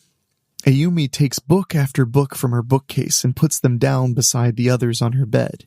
She flips through them, smiles a faint smile, then with the reverence of a funeral, places them in a large cardboard box marked with a black pen on the side. 500 yen each. Hino Bay Recreation Center, 10:54 a.m. Ayumi plunges into the swimming pool. The weight belt sinks her to the bottom. The instructor gives her the thumbs up, then turns and ignores her just like he did after she gave him the money from selling all her favorite books. She looks around, surrounded by water. Everyone else is so far away. She is alone. If anything went wrong... She closes her eyes. Her heart pounds in her head. Blood rushes in her ears. She hyperventilates. Her eyes are big. She's going to drown down here. She sucks in water with her air. She sputters and coughs, blinded by bubbles escaping from her mouth. She drops her weights and scrambles to the surface. The diving instructor swims over to her. You panicked. He hands Ayumi her weight belt. This time, breathe slow. Breathe deep. Keep calm. Relax. Nothing's going to get you. Sometimes it helps to tell yourself a story to keep your mind focused. Hino Bay High School, Monday, 2 p.m. Ayumi wears a gold badge embroidered on her jacket. She carries a certificate between her stack of textbooks. She wears a big smile on her face as she walks straight to the science classroom. She takes her seat. A strange woman is at the front desk. Her smile fades. She raises her hand. Where's Mr. Harada? He is on indefinite leave. My name is Mrs. Kotani, and I'm the replacement teacher for this class. Hino Bay, Breakwater, Tuesday, 2:43 p.m. Shouldn't you be in school? Teacher's not here today. A taxi idles, parked but running in a slot by the seawall. Ayumi struggles with the air tank as she pulls them up out of the trunk. You need a hand with that, miss? Just a couple of trips. She hauls the gear down to the breakwater. Swim fins, mask under her arms. oxygen tank hanging off of one shoulder. The dive tank slips off her shoulder, bangs off her hip bone, bounces off and rebounds into her legs, giving a dull blow to her knee and shin. She cries out, stumbles, and drops the tank, which rolls on the ground. "You alone?" She turns back to look at him. "Miss, you alone? I heard it's not good to dive all by yourself." "Oh, I've got someone." She makes it down to the end of the breakwater. She clambers over the jagged boulders. Ayumi spots a black shape bobbing in the water about 150 meters offshore. It must be him. She dons her scuba gear, nervously strapping and clicking it all into place. She hobbles into the sea, lapping onto the rocks. Once she's up to her chest, she begins paddling out to sea. She looks out toward the horizon. The black shape is gone. She can't see him anymore. She puts the regulator in her mouth and ducks under the water. It's cold and dark. She breathes in, but short and shallow. She coughs. She has to come up for air. She spits out salty seawater and scans the horizon again. Nothing. She's going to have to go out there. Her heart pounds beneath her wetsuit. This is it. She clears her mask and goes under. She swims in slow, steady strokes. She can't help feeling she is being shadowed by something not so far below her. But she fights the enshrouding panic, swallows her fear, and breathes in long, deep breaths. She flashes back to books she's read about the sea. Most of them not factual accounts, of course. Deep treasures hidden within the protective maws of giant clams. Fierce mortal battles between giant squids and deep-diving whales, and the jealous octopus dragging divers to their deaths for daring to encroach on its submarine territory. But she kind of remembers the true story Mr. Harada told her of Nino. Or was that her dream? In any case, she's having trouble remembering it completely. It was about a girl who swam out to sea, alone, to find treasure? A pearl? No, it was to find her lover, missing at sea. And yes, she finally does find him. He's alive. But he's not alone. He's caught in the embrace of Nino. The man's name is Harada, and who is Nino? Nino pulls Harada close, the water lapping against their bare bodies, writhing against him, rubbing off a patina of iridescent scales onto his face and neck. She kisses him all over, runs her tongue along his arm, licks his fingers. Harada twists his head, looks over his shoulder, eyes the girl from within the arms of the tight embrace. Nino turns to see what he's looking at. She hisses a sibilant sigh. "Oh, you brought a pretty one. A little scrawny, perhaps. Pleased to meet you. I am Nino, the first and the last, and you will know the truth of that soon enough." "I'm Ayumi." "Get out of that silly suit of yours. Can't be truly free in the sea until you feel the caress of the salt water on your skin." The girl hugs herself. "It's too cold." "Nonsense. How will you ever feel what it is to be a woman if you can't be naked beside a man?" Ayumi looks at Harada. She lets her mask sink to the depths below. Nino helps her out of her wetsuit. A chemical slick surrounds them, warming the water. As Harada reaches to touch Ayumi, the girl feels Nino come up behind her and envelop her. She wraps her arms around Ayumi and pulls her down. Somewhere, an octopus embraces its prey and drags it down to the bottom, holds it down until it drowns, then feasts on it at its leisure. A crab feeds on the scavenged remains of a muscular organ, still beating. A heart. A sunken heart. The chemical spill reaches the sea floor. The precipice coating everything it touches. A jointed limb telescopes out of the organ and snatches up the crab in its terminating claw. An aortic valve opens up in a tooth-studded maw that bites down on the crustacean, swallowing it whole. An eyelid opens on the vein covering of the organ, An eye blinks, and the bubble of a tear trickles out of its corner and races to the surface to expire in the air. The heart sprouts 3 more limbs and crawls away along the sea bottom, fading into the murky darkness. An empty wetsuit floats on the surface of the sea, bobbing in the gentle swells of the unchanging, ever-changing ocean.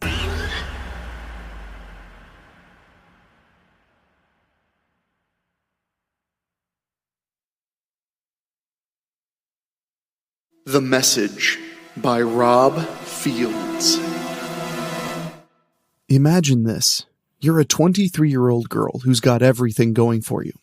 A very rich family, luxury and privilege, never wanting for anything, and a beautiful body. You can have any man you want. You're on top of the world. Interested?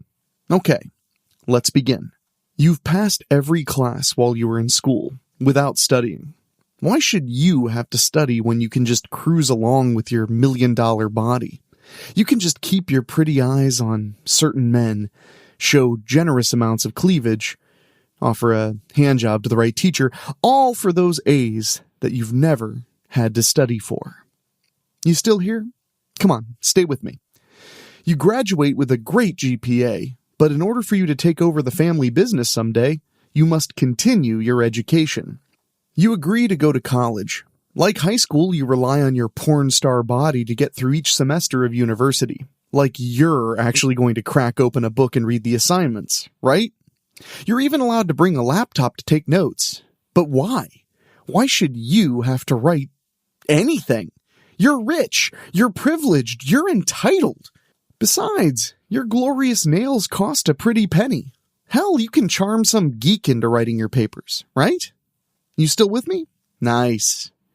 You finish your first 3.5 years at Strickfield University with plenty of good grades. And all of your professors were guys. Coincidence? Or maybe because you know your sex appeal won't work on women, aside from lesbians or bisexuals. Also, you'll be damned if you lip lock with another female. Anyway, all your professors are male, because even college professors can let the little head think for the big head. We're moving along. Hang in there. The second semester of your pivotal senior year, things are a little more challenging. You're finding your looks are just not enough now. To get those all-important A's, you have to show your big titties, give more hand jobs, maybe give a really good blowjob, and for some professors who want even more, you'll actually have to spend the night with them. You haven't been a virgin since junior high, so what difference does fucking university professors old enough to be your dad make? Don't worry, it gets better. Stay with me. Now, you finally got that one professor. Yeah, that one. The one who doesn't care about your looks, your big tits, or your sexy body. He's a happily married man who loves his wife of 25 years, so the sight of you doesn't arouse his little head in the least. No matter what you do, you just can't win this professor over.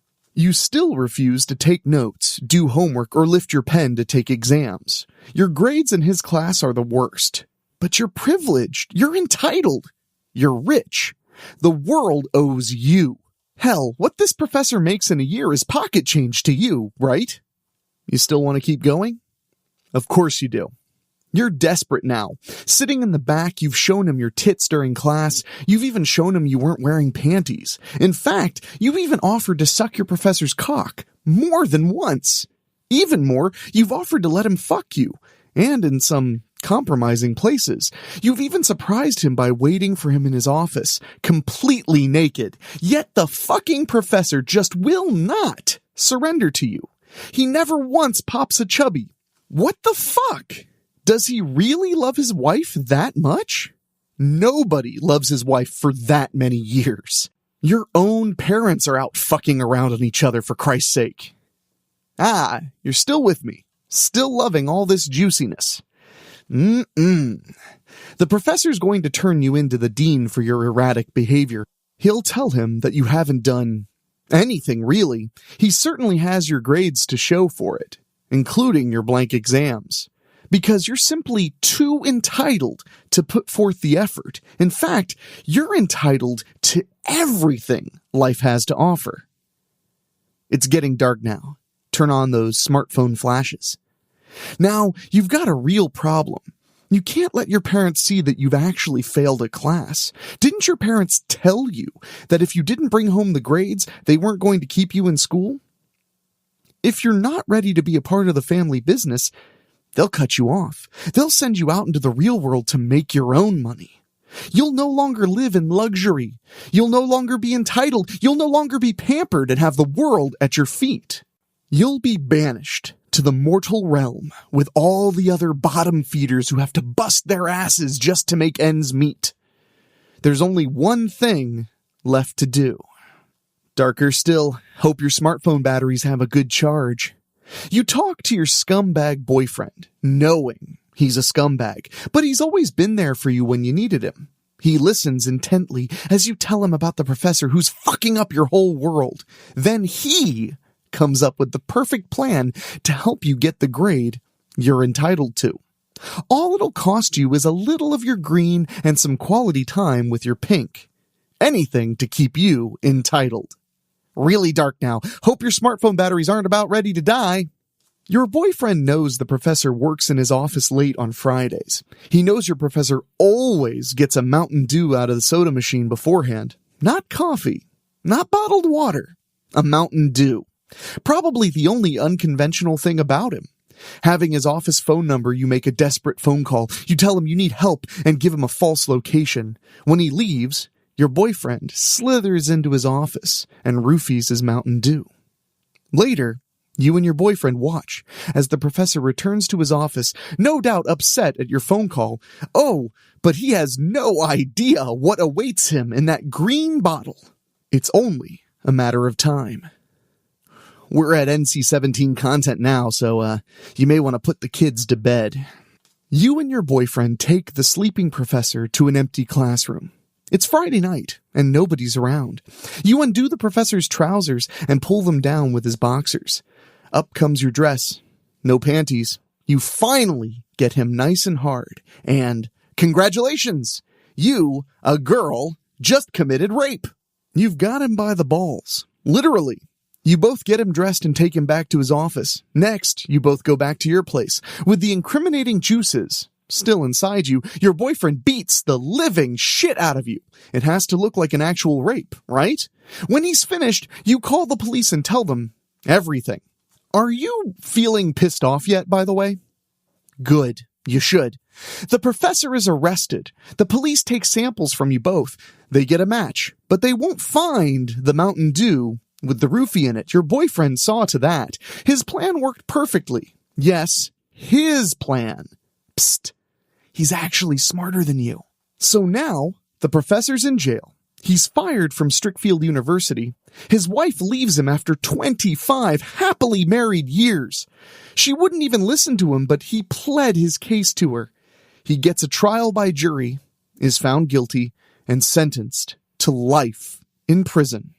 That night, he hangs himself, knowing he won't survive prison. Your boyfriend already got into the professor's computer to change your grade, but if it was that simple, then why ruin the man's life? Because you're entitled, and nobody fucks that up for you. Whew. Hey, you've made it all the way to this point, so, are you ready for the twist? I'm sure you are.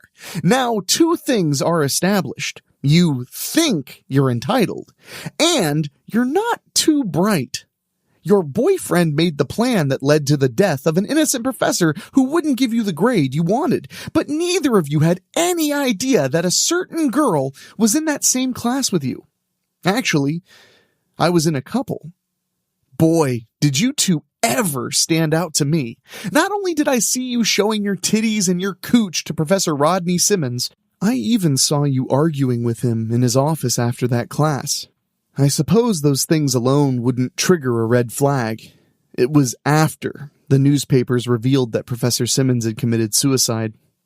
I watched you both closely. Neither of you showed any remorse. I did my usual research and found the gradebook in Professor Simmons' office before anyone came to clean it out. I took pics on my smartphone, wearing gloves, of course. I also lifted fingerprints off the professor's laptop. Some belonged to the professor. The others belonged to Jacob Levine.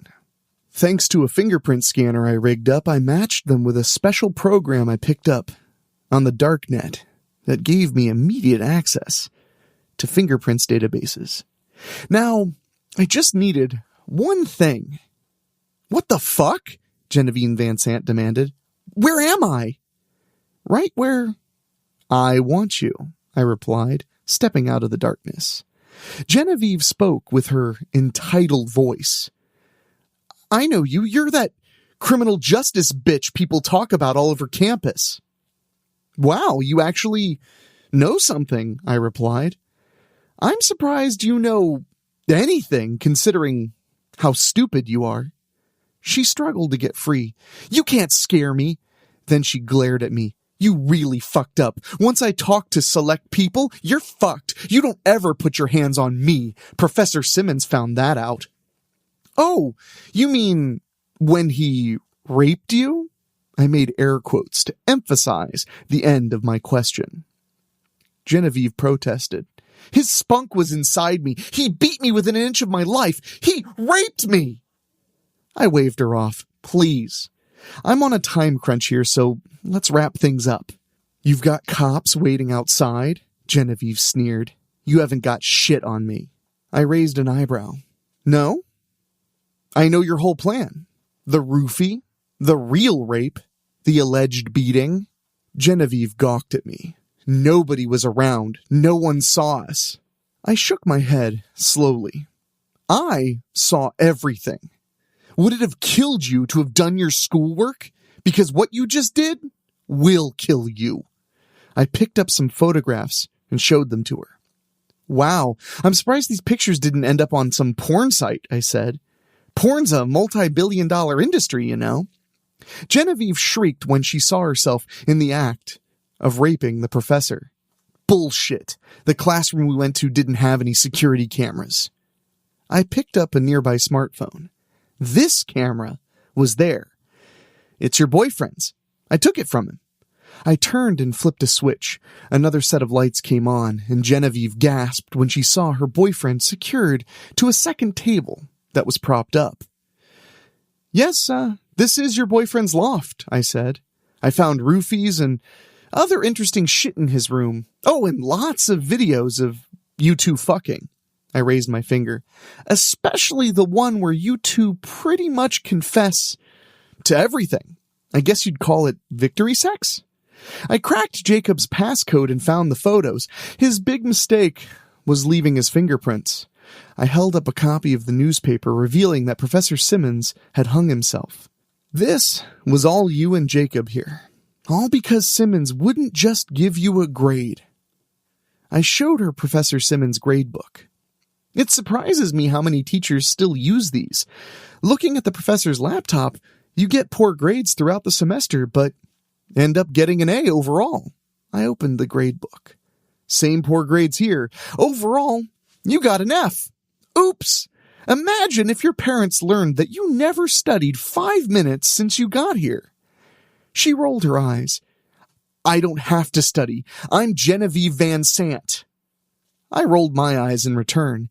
Thank you. I know your name. In fact, I'll remember you and Jacob Levine forever, along with the hundreds of others who've made the unfortunate mistake of getting my attention.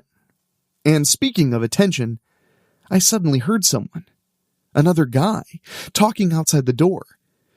It had to be Jacob's roommate. I had determined that he was on a cell phone as I grabbed a nearby baseball bat and conked Genevieve. I turned off the lights and waited. He started to come into the loft. As I saw his hand pawing for the light switch, he quickly stopped. I really didn't want to kill an innocent. What? You serious? I left my shit at your place? He groaned. No, I'll come back. My term paper's in that folder. Due tomorrow, first thing. A pause. Sure, babe. I'll spend the night. The roommate pulled the door closed. I locked it up again and waited a bit before turning the lights back on. As Genevieve began to stir, I walked to her and slapped her. When she fully woke up, she shouted curses and struggled to free herself. Eventually, she stopped struggling and glared at me. I said to Genevieve, "Since you seem to think you're so entitled, since you're Genevieve Van Sant, I'm gonna kill you second." Genevieve snapped. "You won't kill us! You're a criminal justice prodigy who helps the police solve cases!" I raised my finger. Being a college student and a police intern is my day job. I've been doing my night job since I was 10 years old. Ironic, huh? I'm a police detective trainee who's also a serial killer. Sure, I could turn you both over to the police, but knowing your parents, Genevieve, they'd hire a top-notch lawyer for you. Or pay off the judge. You'd be free again, continuing to feel you're entitled. And your boyfriend would rot in jail because your parents won't give a shit about him. And Professor Simmons would still be dead and tarnished for a crime he never committed. "Fuck you," she screamed at me. "You're nothing. I'm Genevieve Van Sant. You're fucking nobody." I moved to my instrument table and picked up a big, sharp knife. I moved to Jacob. "Now, Jacob Levine, let the punishment fit the crime." Using my knife, I disemboweled Jacob. He didn't feel much since I roofied him with one of his own roofies. I make such a mess when I play. I turned to Genevieve. "And your fate," I showed her the newspaper again. "Here's a hint. It's already around your neck." Genevieve shook her head quickly.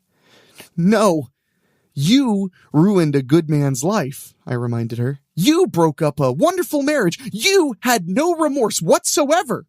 Want some irony? I myself feel no emotions, but you do. And you are so horrible." She saw that I was ready to kick the chair out from underneath her feet. Her wrists and ankles were securely zip-tied. Genevieve shrieked, "You crazy bitch! I'm Genevieve Van Sant! My parents will find you! They'll kill you!" "Do you know how many people have told me that?" I asked. "You're not the first rich person I've killed, and you certainly won't be the last. I just killed a rich couple last week, and they had it coming for quite a while. But you are, without a doubt, the stupidest girl I've ever had to date. Weren't you listening? I just told you I don't feel emotions. But I have a name, too. I'm the Angel of Death. I'm guessing you don't read the newspapers since you probably can't even read anyway. And now, Genevieve Van Sant, let the punishment fit the crime." I kicked the chair out from under her. Her eyes bulged and she tried to squirm. Her face turned red as she struggled to breathe. Soon, she just hung there. After a few more minutes, I took hold of her wrist. No pulse. The police would find the evidence easily. The boyfriend's smartphone, the homemade confession porn video, and the pictures will be quite sufficient. I took a shower to wash Jacob's blood off of me and put on fresh clothes before leaving the loft. I would take my soiled clothes with me and make my usual anonymous phone call to the Strickfield Police Department to tell them where they could find the bodies. The next afternoon, I was on scene as part of my police internship. Jacob's roommate was there, just babbling away. I think what got his attention was the message on the wall that I left for him, written in Jacob's blood. "Just be glad you didn't turn on the light."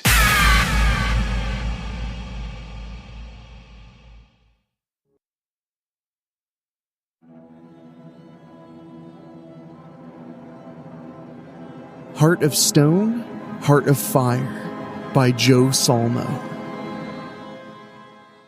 At the time of day when most kids were excited, Cody sighed. The glass-paneled steel door leading home from school was right in front of him. First, he watched Jessica and Brian leave without a problem, and jealousy crept in. Jason and Eddie left next, passing him almost like he didn't exist. He felt alone. Of course, He wasn't alone. He would have preferred to be. He knew as soon as he exited that door, he would hear his voice. Aiden Firehead. At least, that's what he called him in his thoughts. He would never dare say it out loud. Aiden, real last name Fitzgerald, wasn't a large boy. In fact, he was several inches shorter than Cody. The main difference between the two was that Aiden was mean. Sometime last semester, he drew the ire of Aiden. He remembered it like it was yesterday. Coming back from lunch, he stopped at his locker to grab his geometry book and accidentally bumped into his future bully. Literally. He apologized, but Aiden wouldn't hear it and pushed him down onto the cold tile hallway floor. "Do it again, and I'll really hurt you," Aiden told him that day.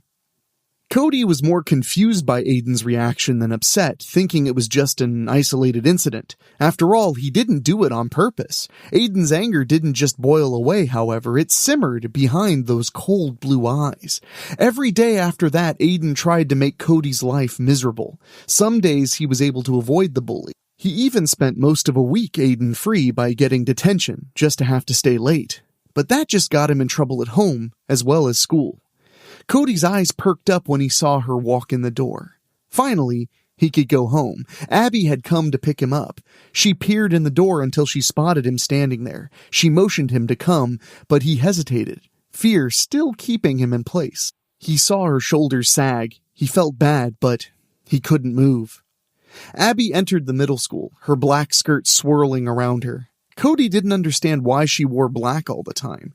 He thought that was mostly for funerals, but being the oldest kid that he knew at 16, she was his only hope in getting home safe. "Come on, Cody. I gotta get you home before Brad shows up to pick me up. Why did I have to walk you home anyway?" his stepsister asked. Cody looked down at his arm. The scrapes from this morning had begun to scab over. He wondered if his arms would be scarred by the end of the year. "Got nothing to say? Okay, let's go. Mom said you've been misbehaving recently, getting detention all the time. Wait until high school for that. If you think middle school is bad, you got a lot to learn," Abby said as she opened the door leading to the outside world. Cody peeked out the door cautiously before exiting. He didn't see Aiden anywhere and began to relax. He looked up at his stepsister. A year ago, she was a stranger, but since moving into his home, she seemed even stranger to him. Always wearing black, listening to sad or angry music all the time, painting lips and nails to match her clothes. He had asked her if she was mourning her father still, which only made her mad. It took weeks before she even spoke to him again. "Where are you going?" came a voice from behind Cody. His blood froze, and he closed his eyes tight. His legs stopped working, and he was horrified to see Abby hadn't noticed. "Keep up, Cody," she said, and turned back to him. She saw him standing there with his eyes closed and another kid standing behind him on the walkway. "You have an appointment, Mr. Piney," Aiden said, pushing his unkempt red hair out of his eyes. Abby watched as Cody just stood there. She looked up at the kid behind him, then back at her new stepbrother. "This kid bothering you, Cody?" Cody opened his eyes. It took some effort. He turned around towards Aiden as if in a slow-motion scene from an action movie. "If you miss your appointment, we'll have to reschedule 2 appointments for tomorrow," Aiden said and looked towards the building. Just off the walkway was a 6-foot pine tree. Its prickly green leaves were broken in sections. Cody looked down at the scratches on his arms. He knew all too well how much those branches hurt when someone was pushed into them. "Cody, let's go," Abby said and grabbed his hand. It seemed to snap him out of it. He followed her towards the street. "You've made your choice," Aiden called from behind him. Cody winced from the threat, but didn't look back. His plan worked. Having his new sis pick him up saved him from his appointment with the tree. He dared to smile as he crossed the street, the first one he had in weeks. He didn't give a thought to Aiden's threat as he arrived home. "I gotta go. Brad is here to pick me up. We'll talk later, okay?" Abby told him. She left in a flurry of black. He let out a sigh and raided the kitchen for a snack, finding a half a bag of cookies in the back of the cabinet. He bit into one slowly, probing for information to its staleness, but was pleasantly surprised. He took the bag to his room where his tablet awaited to immerse him in the world of video games and out of this reality. It wasn't long before he heard his new mother come home. She wasn't a bad person at all. In fact, he had nothing negative to say about her. She was very nice to him. She seemed to make his father happy as well. He knew nothing of his real mother, only that she left when he was still in diapers. She told him he didn't have to call her mom if he didn't want to, but deep down inside, he wanted someone to call mom. After a few weeks, he started to call her mom, to try it out, and he liked the way it felt. "Hi, Mom," he said as she entered his room to check on him. "Hi, Cody. How was school today? Have any homework?" she asked, sitting on the edge of his bed. "Nothing today. School is okay, I guess. In science, we learned about different kinds of rocks. One of them must be real smart. It was called a genius rock or something," he replied. "How exciting. What happened to your arm?" she asked with concern in her voice. "Oh, that was nothing. I fell in gym class," he lied. "It doesn't look life-threatening," she said with a smile. "I recommend a bowl of ice cream after dinner. I picked up some chocolate chip cookie dough. Your favorite," she said with a smile. "Thanks. Do you prescribe ice cream to all your patients at the hospital?" Cody asked her, looking up from his tablet for the first time this conversation. "Only when they look like they had a rough day," she responded. "Sometimes it works better than the pills they get prescribed. I'll let you know when dinner is ready, and I hope you aren't lying about that homework." "I swear," he said. A moment later, she left the room. He paused his game for a moment. A guilty look towards his backpack made him consider doing his homework, but he just didn't feel like it. He would do it in the morning, during homeroom. Dinner came and went, and soon Cody was back in his room. He wasn't alone for long, though. Abby knocked on his open door only a few minutes after he returned to his room. "Hey, can we talk, kiddo?" she asked. "I guess so," Cody responded, shutting down his tablet and plugging it in. "About earlier. That red-headed kid. Has he been bullying you? Is that why you've been acting up in school?" Abby asked. She walked into the room. Cody darted past her and closed the door. He turned towards his stepsister. "Shh, not so loud," he said in a whisper. "Aiden has been a pain in my butt for months.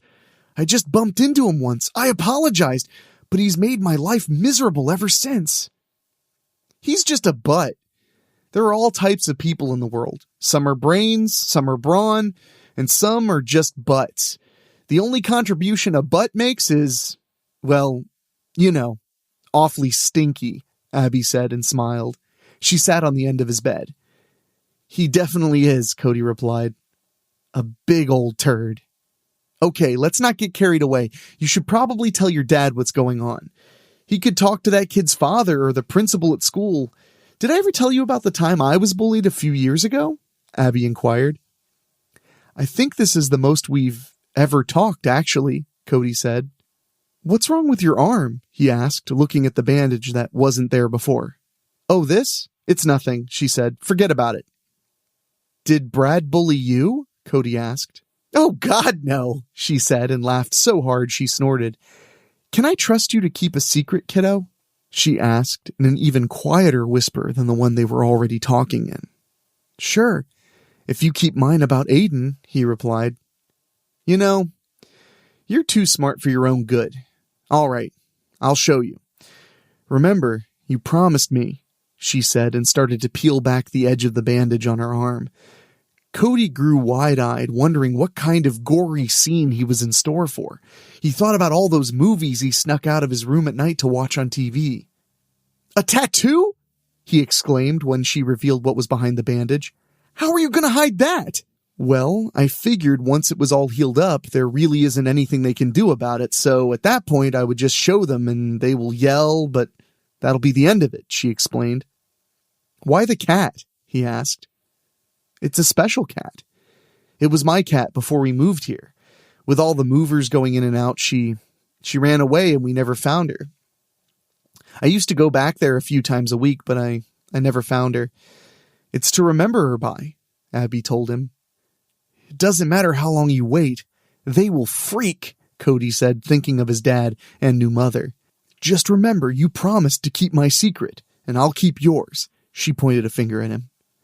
"I know, so tell me about the time you got bullied," he asked her. The next day, Cody was in a good mood on his walk to school. He even caught himself whistling as he made his way along Main Street.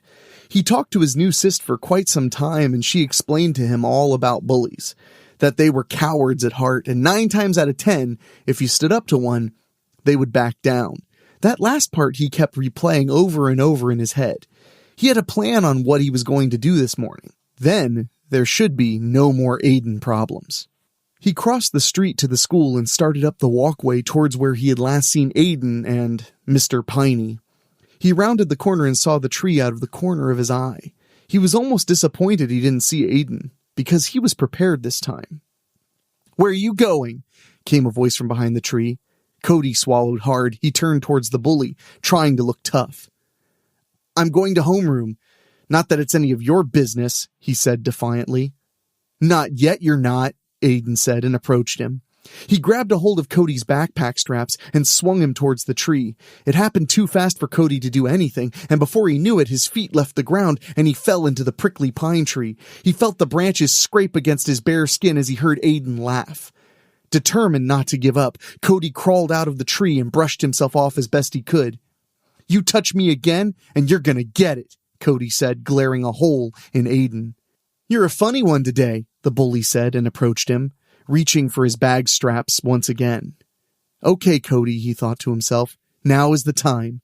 Cody swung as hard as he could. Aiden easily deflected the punch and laughed again. While he was distracted, Cody went for his weak spot with a kick to the groin. This connected, and Aiden let go of him to instinctively cover something else, even though it was too late.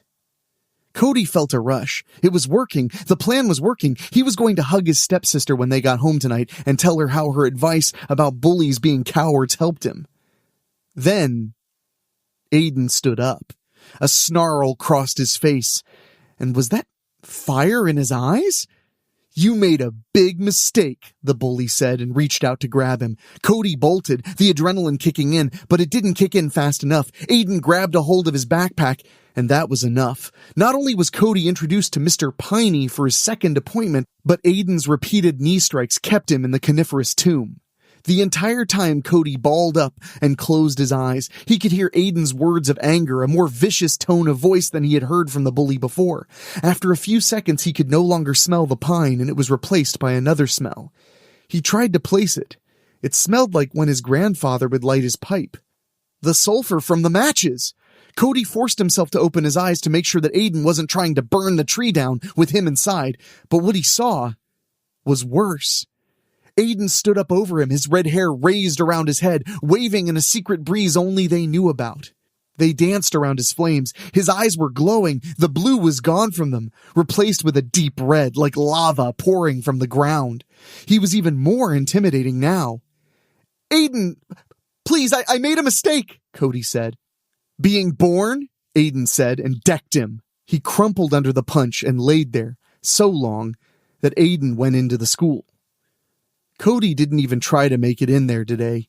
He hobbled home, defeated. He just wanted to crawl into his closet and die. He would settle for laying under the covers and sleeping until the aches went away. Later that day, Abby entered his room. "Hey, kiddo, that bully give you any trouble?" she asked, and then saw the state of him. "What happened?" "I stood up to him because you said he was a coward and he beat the crap out of me.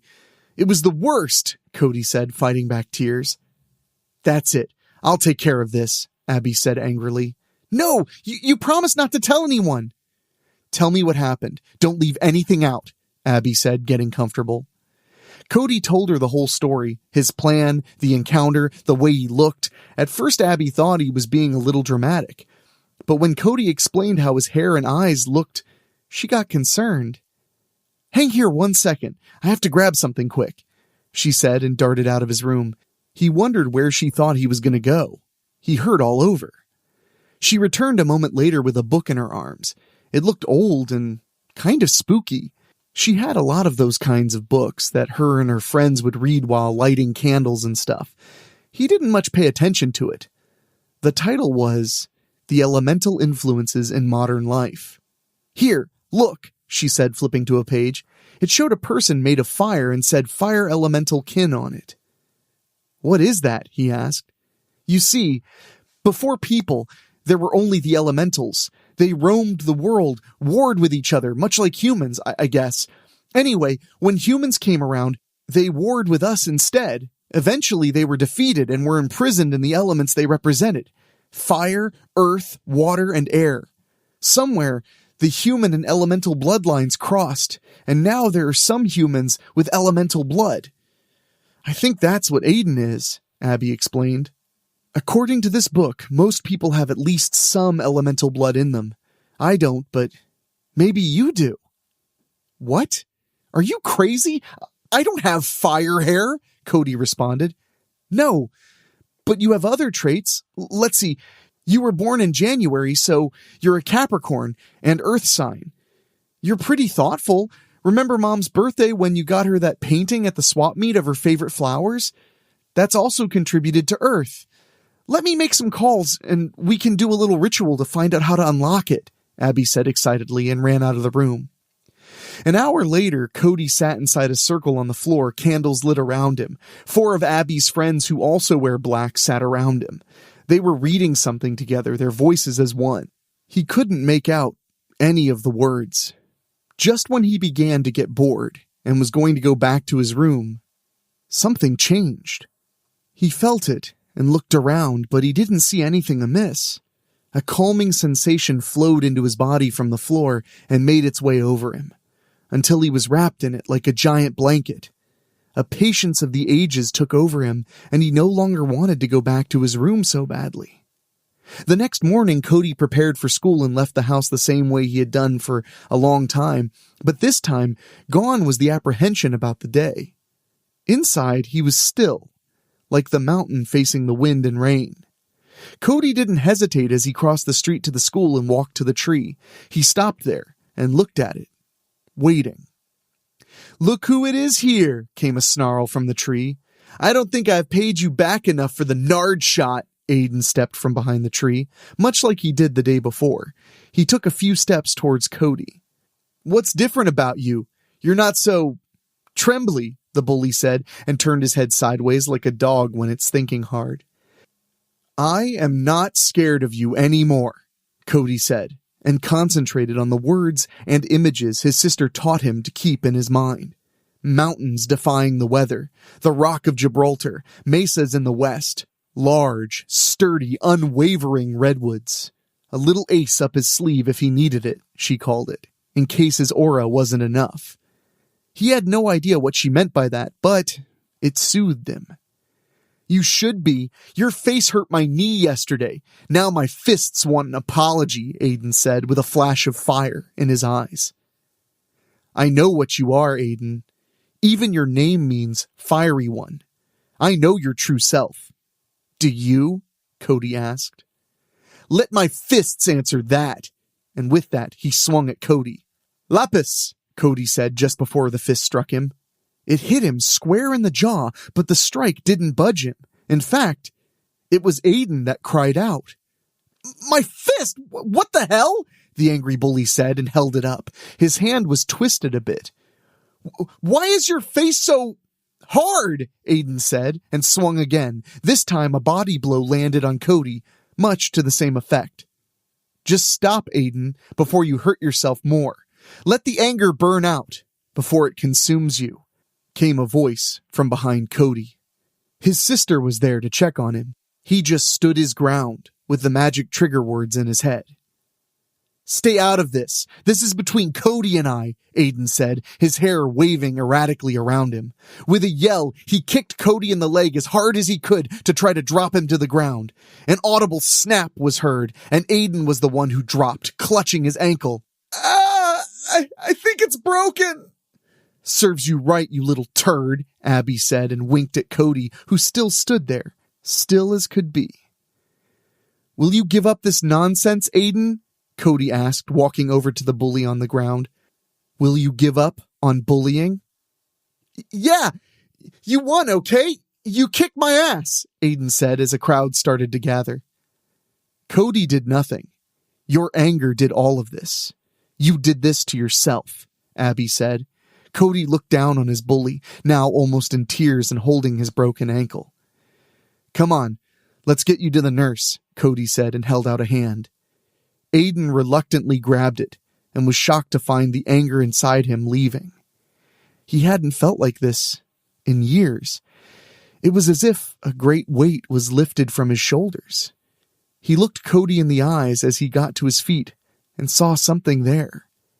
He never noticed it before. A peacefulness he couldn't explain. He no longer wanted to hurt Cody. He wanted him around. He wanted to feel this way for as long as he could. Later that night, Cody and Abby recalled the events of the day. She explained that now he had unlocked his potential. He would affect others around him, some more than others depending on their susceptibility. Even Abby could feel the calmness in him. His mother popped in his room just before bedtime. "Cody, Mrs. Fitzgerald called. She wanted to know if it was okay to ask you to have a sleepover at her son Aiden's this weekend. How come you haven't told us about your friend?" she asked. "We just became friends," Cody said, looking at the faded scratches on his arms. They were all but gone now. "Well, you must have made an impression. He said you saved him when he hurt his ankle. He couldn't stop saying nice things about you," his mother said. A moment passed. "What should I tell her? I have to call her back." "Tell her I said I wouldn't miss it," Cody said and smiled. A friend. He made a friend. He never thought in a million years he would make a friend out of Aiden. He smiled as he rolled over on his bed and went to bed happy for the first time in a very long time.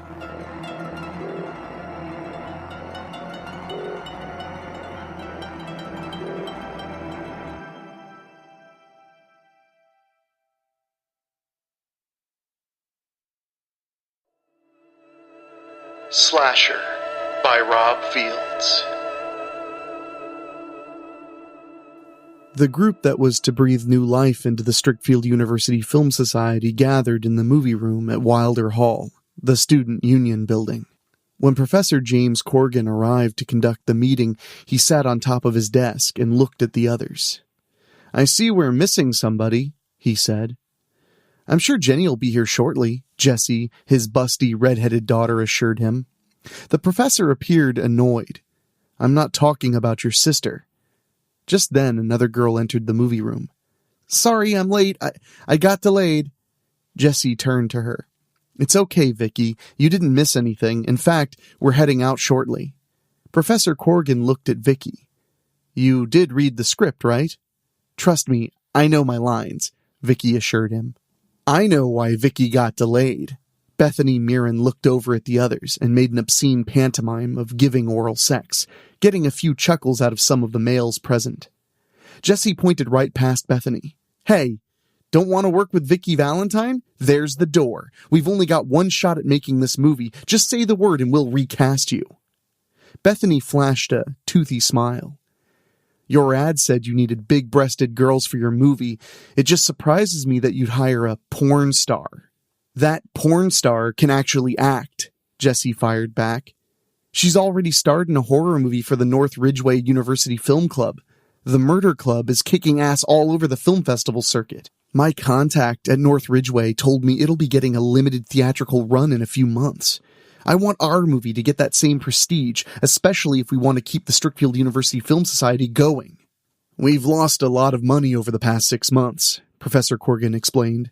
"Dean Roth won't set aside any more money in the budget for us unless we can start making some of our own. We have just enough money left to make our movie. My daughter here wrote the script, which is both excellent and an homage to cheesy exploitation horror. I don't personally care for horror movies, but I feel Jessie's going to do well with it. She'll be in the movie with all of you, but will also be directing Slasher, the title. I'm merely here as an advisor. I don't want any animosity between any of you, especially with Vicky Valentine here." Jessie pointed to Bethany. "You in or out?" Bethany shrugged. "I'm in." Jessie smiled. "Excellent. Now," Professor Corgan picked up a bag and opened it. "All of your smartphones are turned off and go in here. No interruptions due to someone getting a text." Some were reluctant in handing over their phones, but they were all collected. Jessie took an excited breath.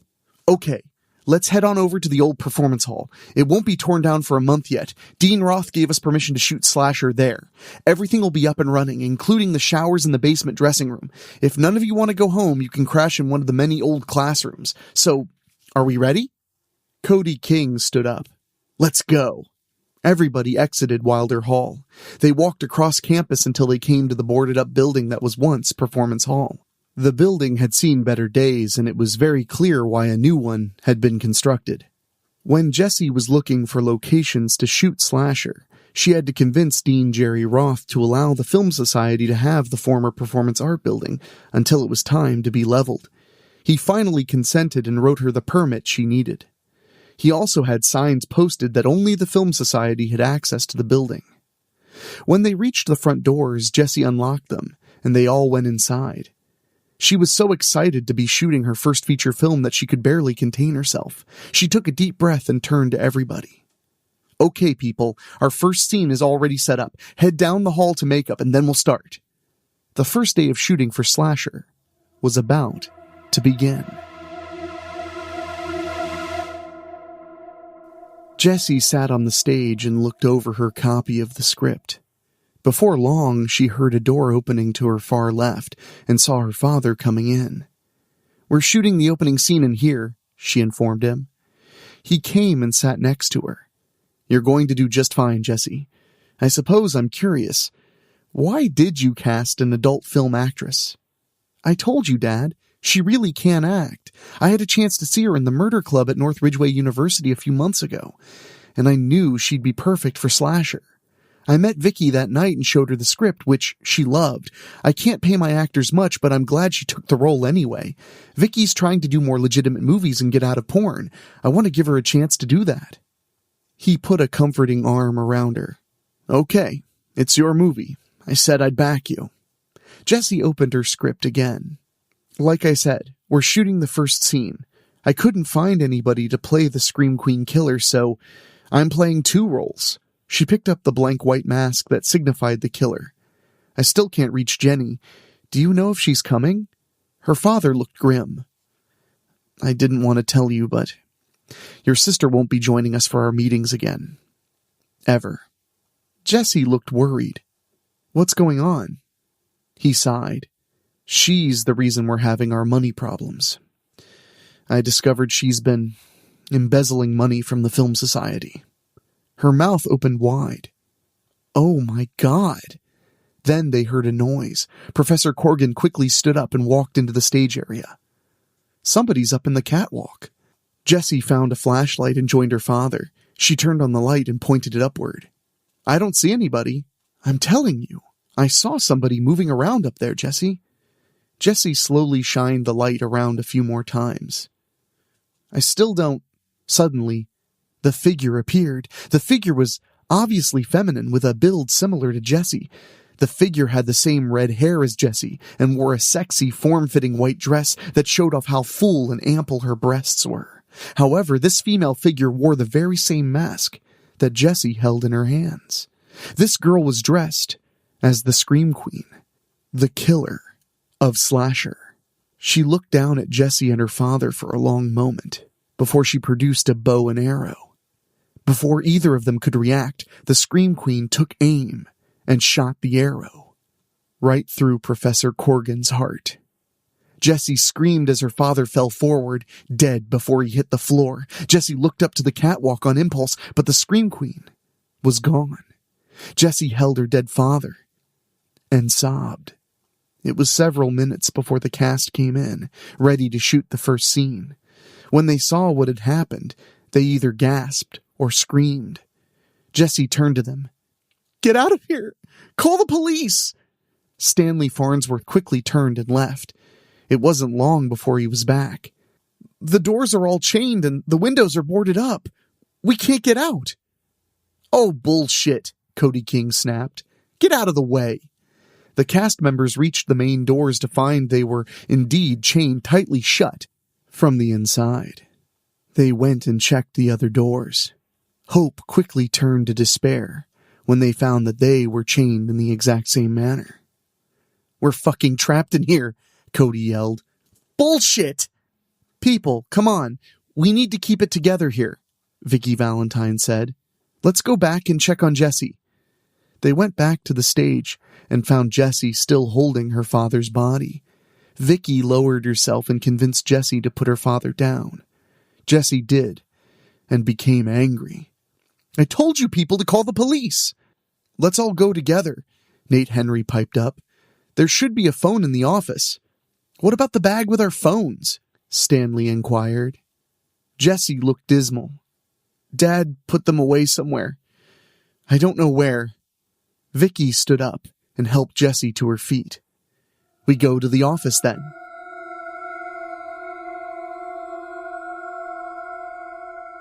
The 7 of them entered the main office and found the landline phone. Stanley picked up the receiver and punched 911. Then he turned to the others with a grim look. It's dead. Bullshit! Cody snatched the receiver from Stanley after putting it to his ear. The worm's right. The killer probably cut the line. He slammed the receiver back onto the cradle. Fuck! Vicky quickly cried. Easy, people. We can't be losing our shit here, not now. Bethany sneered at Vicky. Just because you're the porn queen doesn't mean you're the queen. Cody turned to Vicky. Don't lose our shit? We're trapped in this fucking building. The phone ain't working. We are so fucked. Lizzie Jones finally got her words in. I've actually been looking for a weapon or something, but I can't find so much as a single tool. I even went to a few of the other rooms nearby. There's nothing to use as a weapon to protect ourselves. The killers thought of everything. Stanley groaned. We need to... Oh, shit! Everybody else screamed and panicked as the Scream Queen now stood in the doorway, armed with a chainsaw. With one quick movement, she yanked the cord to bring the lethal weapon to life. Before Stanley could turn to move away, the killer thrust the chainsaw underneath his groin and worked right up the middle. Blood sprayed and splattered everywhere. The Scream Queen's once fully white outfit and mask were blood splattered.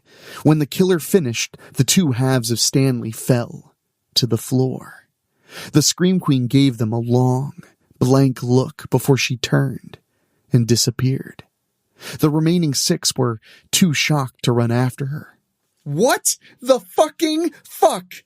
Bethany screamed. Then she whimpered when she finally realized that she had Stanley's blood splattered all over her.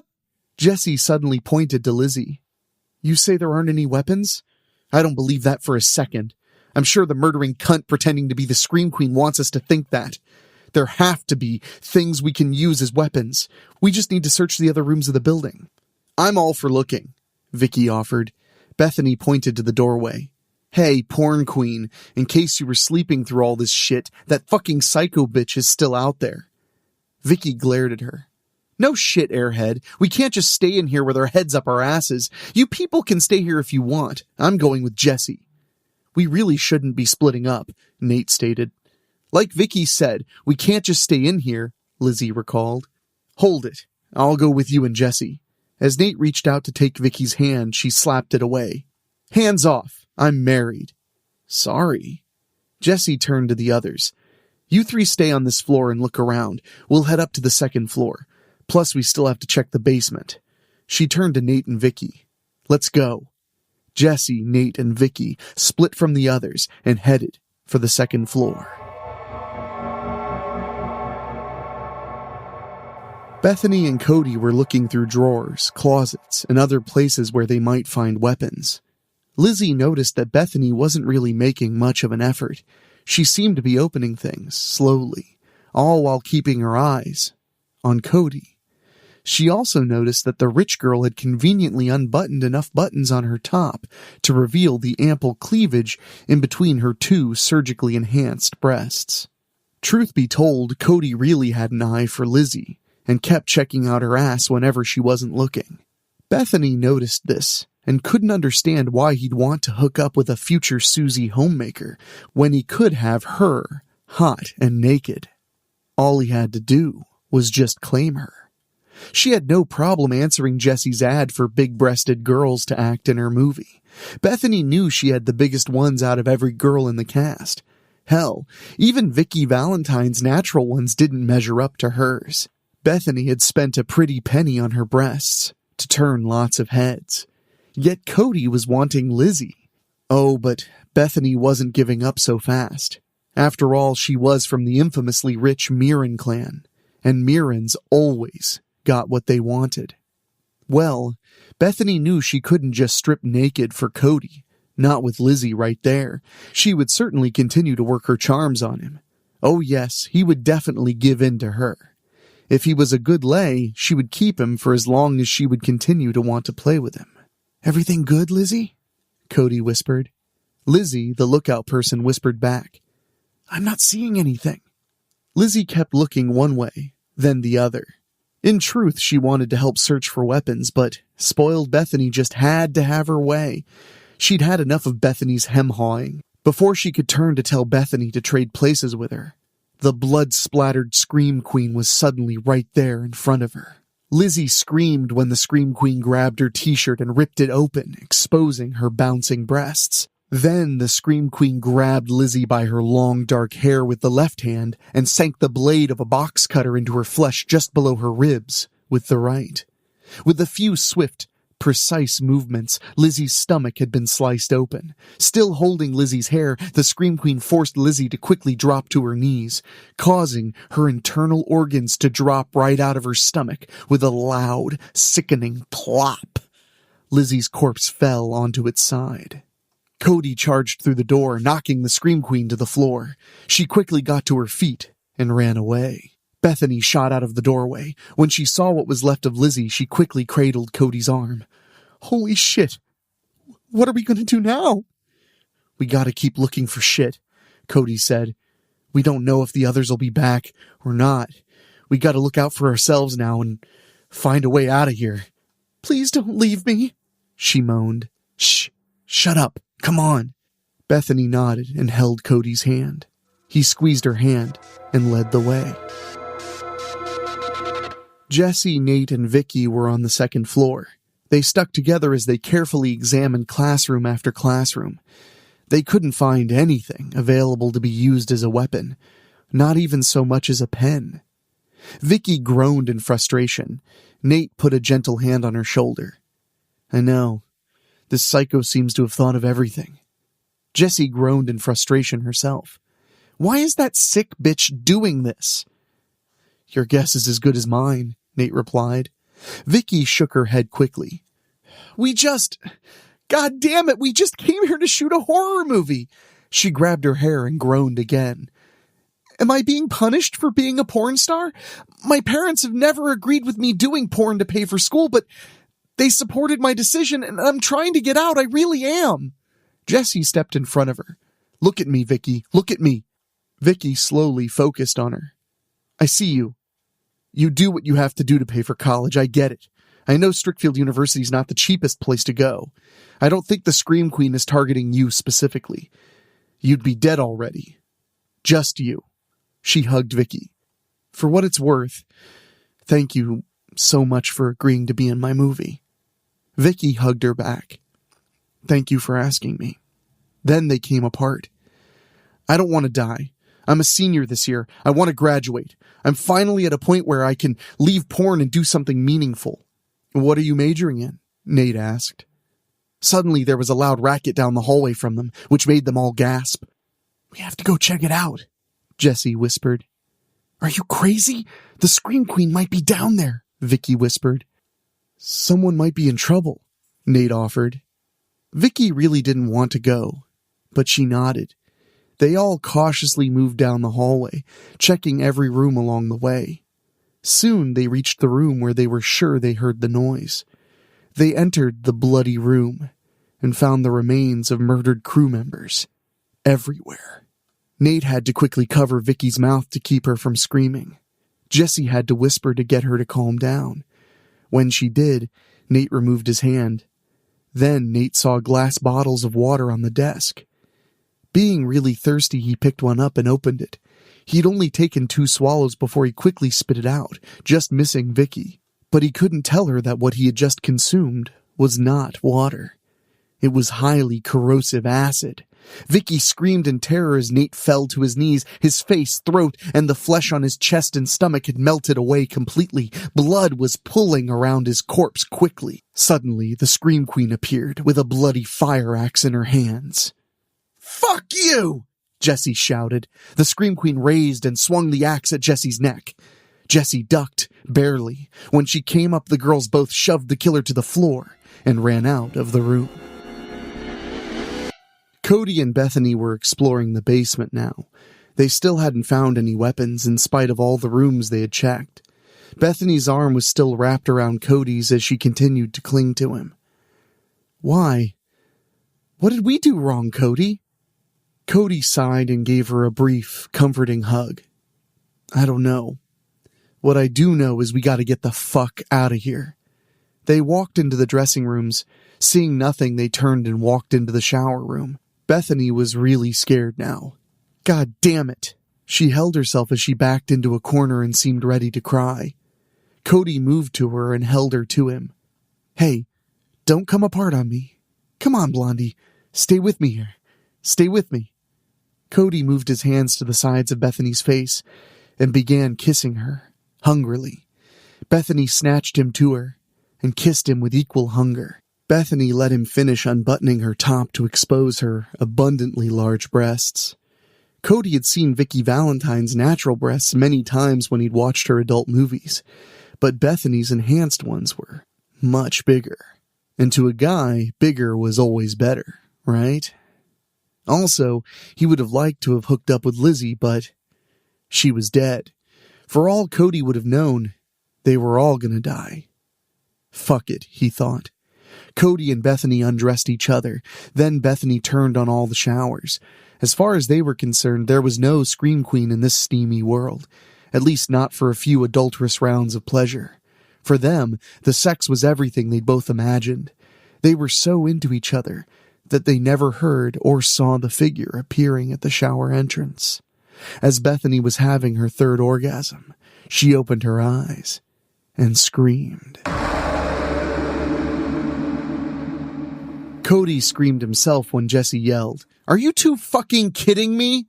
Vicky appeared next to Jesse. "Really? We got a fucking killer running around here and you two are this?" After Bethany turned off the showers, the naked couple grabbed for their clothes. Bethany took her time in getting dressed. Once more, she let her pride and status as a Mirren get the better of her. Still topless, she turned to Vicky and pushed up on her breasts. "Get a good look, porn slut?" she purred. "They're so much bigger and better than yours." Vicky just looked at her. "Yeah, and? Unlike you, people are willing to pay damn good money to see me fuck in the shower, so what's your excuse?" Bethany just sneered at her. Then she turned her back to the opposite entrance and finally started to put her top back on. As she went to button it up, she screamed when the loud roar of a very large drill tore through the air. Bethany gasped and started choking on her own blood when the huge drill bit went into her back and came out just below her prides and joy. The blood spilled from Bethany's lacerations, some going down a nearby drain. Bethany finally fell forward off the drill bit and died. The Scream Queen came into the room and revved the drill in front of the last three still alive. She slipped on the wet floor and fell, allowing Jesse, Vicky, and Cody to escape. The Scream Queen got up and moved with amazing speed to retrieve the drill off the floor and began the pursuit. Jesse, Cody, and Vicky made it to the stairway and ran up 2 steps at a time. Back on the first floor, they ran down the hallway.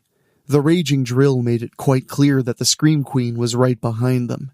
As they made the turn to the stairwell, they just missed being hit with the drill that the Scream Queen had thrown.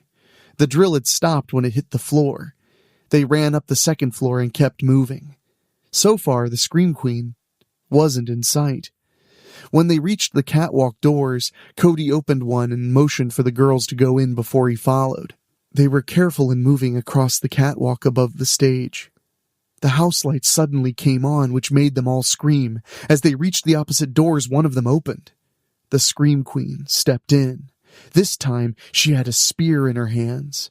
Vicky quickly grabbed the spear and struggled to take it from the killer. Finally, she had seized it. The Scream Queen just stood there and seemed to be watching.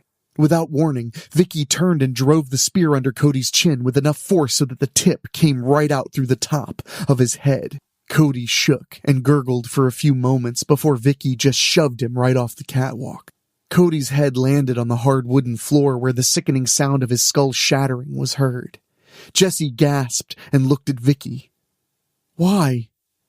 On impulse, Jesse reached out and ripped the Scream Queen's mask right off. Her knees wobbled when she saw the face of the killer. What the fuck? She whispered loudly. Jessie held the bloody mask in her hands as she stared into what seemed to be her own reflection. A second Jessie Corrigan. The second Jessie Corrigan laughed gleefully. Hi, sis. Miss me? Vicky grinned an evil grin. You don't recognize Jenny, your own twin sister? You killed Dad, Jessie cried. Why, Jenny? Jenny quickly raised her finger. Why? Didn't you hear Daddy earlier? He found out I was embezzling money from the Film Society. Guess I got a little too greedy. Also, why should I have to wait until he dies to get all those millions when I can have it all now? Jessie shouted. That's what this was about? Greed? You were so goddamn greedy that you killed our father for Film Society money? Jenny laughed. Stealing money from the Film Society was bonus money, but no. You know Daddy had a pretty fucking hefty life insurance policy. Worth millions. Jessie put the rest of the pieces together. With Dad dead, you'll be the only beneficiary. You'll be set for life. The Film Society will close down for good, and you'll be on your way to a tropical paradise where you can live out the rest of your life. And you would even stoop lower to make sure the Film Society's horror movie would never be made. Anything to make sure Dean Roth would have no choice but to close the Film Society down. Right? Oh, you're wrong about one thing, sis, Jenny purred. To Jessie's surprise, Jenny eased Vicky to her for a passionate kiss. Then they turned back to Jessie. Remember when I told Nate I was married? Jenny's my wife, Vicky revealed. We eloped around the time we came up with this plan. Which means we will be living in paradise, Jenny added. A little money and a crooked lawyer, and I also got the will changed. All of Daddy's money and insurance will go to us, as in Vicky and me. I'll never have to bust my ass for anyone ever again. Also, my sweetheart will be done with porn. She moved away from Vicky and towards Jessie. Sorry, sis. Nothing personal. Jenny reached out and shoved Jessie hard off of the catwalk. Jessie screamed only for a moment, until she landed on the back of her head and was still forever. Blood began pooling around her head and neck. Jenny turned to face Vicky, who stood with her back to the railing. No more loose ends, love. Vicky gave Jenny a sinister smirk. Wrong, honey. Suddenly, Vicky grabbed Jenny and flipped her over the railing. Jenny screamed all the way down until she landed and broke her neck. Vicky looked down and smirked again. Sorry, honey, but there's only going to be enough money for one person. Me. Till death do we part. As Vicky left the catwalk and headed downstairs, she pulled a set of keys out of her pocket, which would unlock the chains and the doors. Vicky Valentine, the unlikely sole survivor, stepped outside. She pulled out her smartphone from in between her breasts and turned it on and called the police. Truly, Vicky was indeed a great actress. The police bought everything. Vicky would only have to wait a short time to collect all of the money, graduate from Strickfield University, and say goodbye to the porn industry forever. Epilogue. The cast and crew were pleased at their screening of Slasher, which played at the Strickfield Centennial Theater downtown. This particular screening was invitation only, which included the cast and crew, along with the Film Society backers, who contributed enough to get tickets to the screening as a perk. The end credits began to roll and the house lights came up. Jessie and Jenny Corrigan were sitting with their father, who congratulated them on a job well done. Jesse motioned the cast and crew members present to make their way to the lobby for a meet and greet. Many of the cast posed for pictures. However, Vicki Valentine would end up signing copies of her adult movies that people happened to bring with them, in addition to posing for pictures. This screening was to celebrate that Slasher had made it onto the film festival circuit. Once it would finish there, it would play on the midnight movie circuit, followed by a limited theatrical run. In all, the Strickfield University Film Society would earn enough money to both keep their doors open and have enough budget to film the sequel, which the Corgan twins had already written the script for. They knew they were going to re-sign their cast and crew to help make it.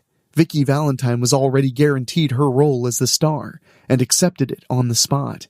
Vicki Valentine would now be able to leave the porn industry and become a premier horror movie starlet.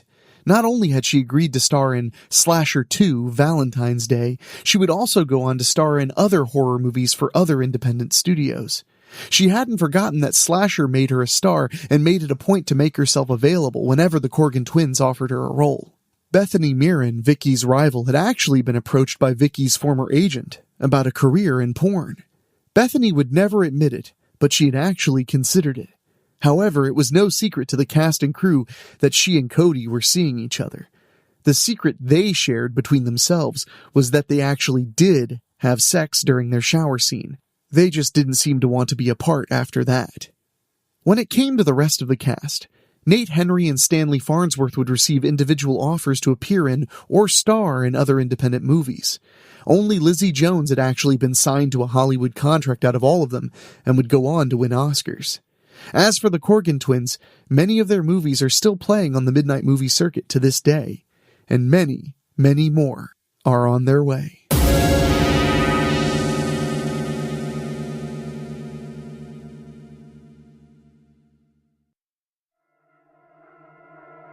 Be Mine by Shane Migliavacca.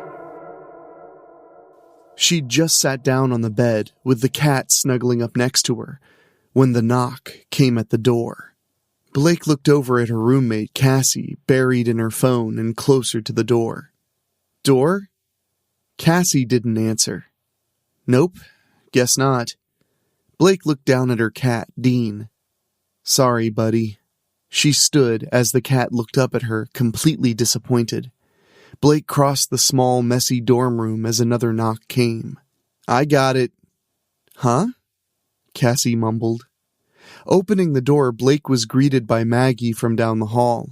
The girl beamed at her from behind a pair of thick glasses. Here, she thrust a pink heart-shaped box at Blake. Thanks, I guess, Blake said, taking the box. Maggie frowned. It's not from me. It was sitting on the table in the lobby with your name on it. Oh, thanks. A box of candy? For her? There was nobody she could think of who'd do something like that. Going to the Valentine's dance tonight? Maggie asked before Blake could shut the door. Nope, got a paper to finish. That sucks. Blake shut the door. It really did suck, but not for the reason Maggie thought. She was struggling with the assignment, dragging her feet on it since day one. Now the deadline was looming. There was a pink envelope taped to the box's front with Blake's name written in glitter. Inside was a Valentine's card with a cute cat on the front which read, You're perfect. Underneath the card's message was another written in red ink. It read, Roses are red, violets are blue. I choose you. Meet me under the east bleachers at 8 p.m. What's that? Cassie asked. She lives, Blake answered. Huh? Blake rattled the box. Someone left me a Valentine's gift. You got a secret admirer? Guess so. They want me to meet them tonight, under the bleachers. Probably some towny rapist looking to assault a rich college girl. I'm not rich. They don't know that. Pop that fucker open, Cassie said, sliding forward on her bed. Bet there's a human heart inside. Nope. Candies, Blake answered, popping a chocolate into her mouth. Damn, Cassie groaned. Gonna meet this mystery admirer? No time for love, Dr. Jones. I've got a paper to finish. Blake pet the cat, still lounging on her bed, before picking up her coat and book bag. I'm off to the library. Billy's letting me in. Oh, kinky, Cassie laughed. There's your secret heart sender. Billy? I'm pretty sure he's gay. Well, so are you, Casey stated. It doesn't work that way. He doesn't have the kind of parts I like. Blake slipped on her coat and rested the strap of the book bag on her shoulder. What about you? Meeting Steve at the dance? Cassie's gaze drifted over to her phone lying on the bed next to her. Nah, he's busy tonight. Just gonna chill here with the cat and some TV. Oh, sorry. I knew you were looking forward to it. A smile crept across Cassie's face. Hey, we could go together. Blake could see the hopeful look in her friend's eyes, which made what she had to say painful. I'm sorry, I wish I could, she said. If I don't hunker down and finish this paper, I can't screw up. My parents sacrificed a lot to get me here. She could feel her heart start to beat a bit faster as she imagined going back home after flunking out, the disappointment etched into her parents' faces. Blake felt sweat trickle down her cheek as she started to breathe more rapidly. Control, she told herself, taking in a deep, slow breath. Don't worry about it, I wasn't totally serious, Cassie said, perhaps sensing her friend's stress. I'm better off staying in tonight anyway. Everything okay? Yeah, just a little bummed, nothing big. You sure? I could stay. I'm sure, go, get that paper done. Okay, I'm sorry. Don't be. I never am. Blake stepped out into the hallway, making her way past a group of girls all dressed up for the dance, before stepping outside into the bitter February air. The cold cut through her as she started across campus. Taking a pair of earbuds from her coat, she hit play on her phone. She put together a mix for tonight, something to get her motivated and keep her going. Walking along a lit path, snow and ice crunched under Blake's boots. Taking in a deep breath of cold air, she felt her heartbeat going back to normal. Since middle school, Blake had suffered from panic attacks. She had trouble keeping her grades up, trouble fitting in. She'd found ways to cope with it over the years with the help of the school counselor, Ms. Cheryl. Getting this paper finished would relieve a lot of stress. Most of the campus buildings were dark, only lit by a few lights left on and some spotlights on the outside. So many shadows, perfect for a townie to be lurking. Blake wanted to laugh off Cassie's comment, but here, alone in the night, she wasn't so sure it was something to laugh at. Stopping to adjust her heavy book bag, Blake became aware of something as the song she was listening to faded out. Footfalls on the snow. She turned, picturing a salivating pack of townie boys, ready to pounce. Ready to swing her book bag like a mace, Blake wouldn't go down without a fight. She turned and found herself face to face with a campus security guard. Hey, miss, the man nodded. Where are you headed tonight? Not wanting to get Billy in trouble, she fibbed. Meeting a friend to study, she smiled. She noticed his name tag read Stu. He looked like a stew, Blake thought. I see, nose to the grindstone and all that. Commendable. Thanks. Blake could feel his eyes on her as she continued on. She felt a little better knowing there was somebody out keeping watch while most of the campus was at the dance. The library, designed in the mid-60s, stood out against the rest of the campus, which had been renovated over the last few years. She knocked on the staff door around the building's back. After a few minutes of standing around waiting and thinking Billy wasn't even there, the lock clicked and the metal door opened. A young man, a thin shadow of stubble covering his lower face, peeked his head out. His eyes darted back and forth before stopping on Blake. Is it secret? Is it safe? Billy, Blake said wearily. He smiled broadly. Sorry, couldn't resist. All this clandestine shit. It was your idea for me to use the staff entrance. Didn't want somebody seeing you come in the front after hours. Old man Styles would have my ass for breakfast. Blake shivered as the wind gusted. Gonna let me in already? My non-existent lady balls are freezing off. Billy stepped aside and Blake entered what appeared to be the library's office area. A cluttered mess of desks and cabinets. From somewhere in the library, Elvis crooned away as they stepped into the main room. Only half lit, the library was a maze of bookshelves and shadows. Feel free to set up shop anywhere.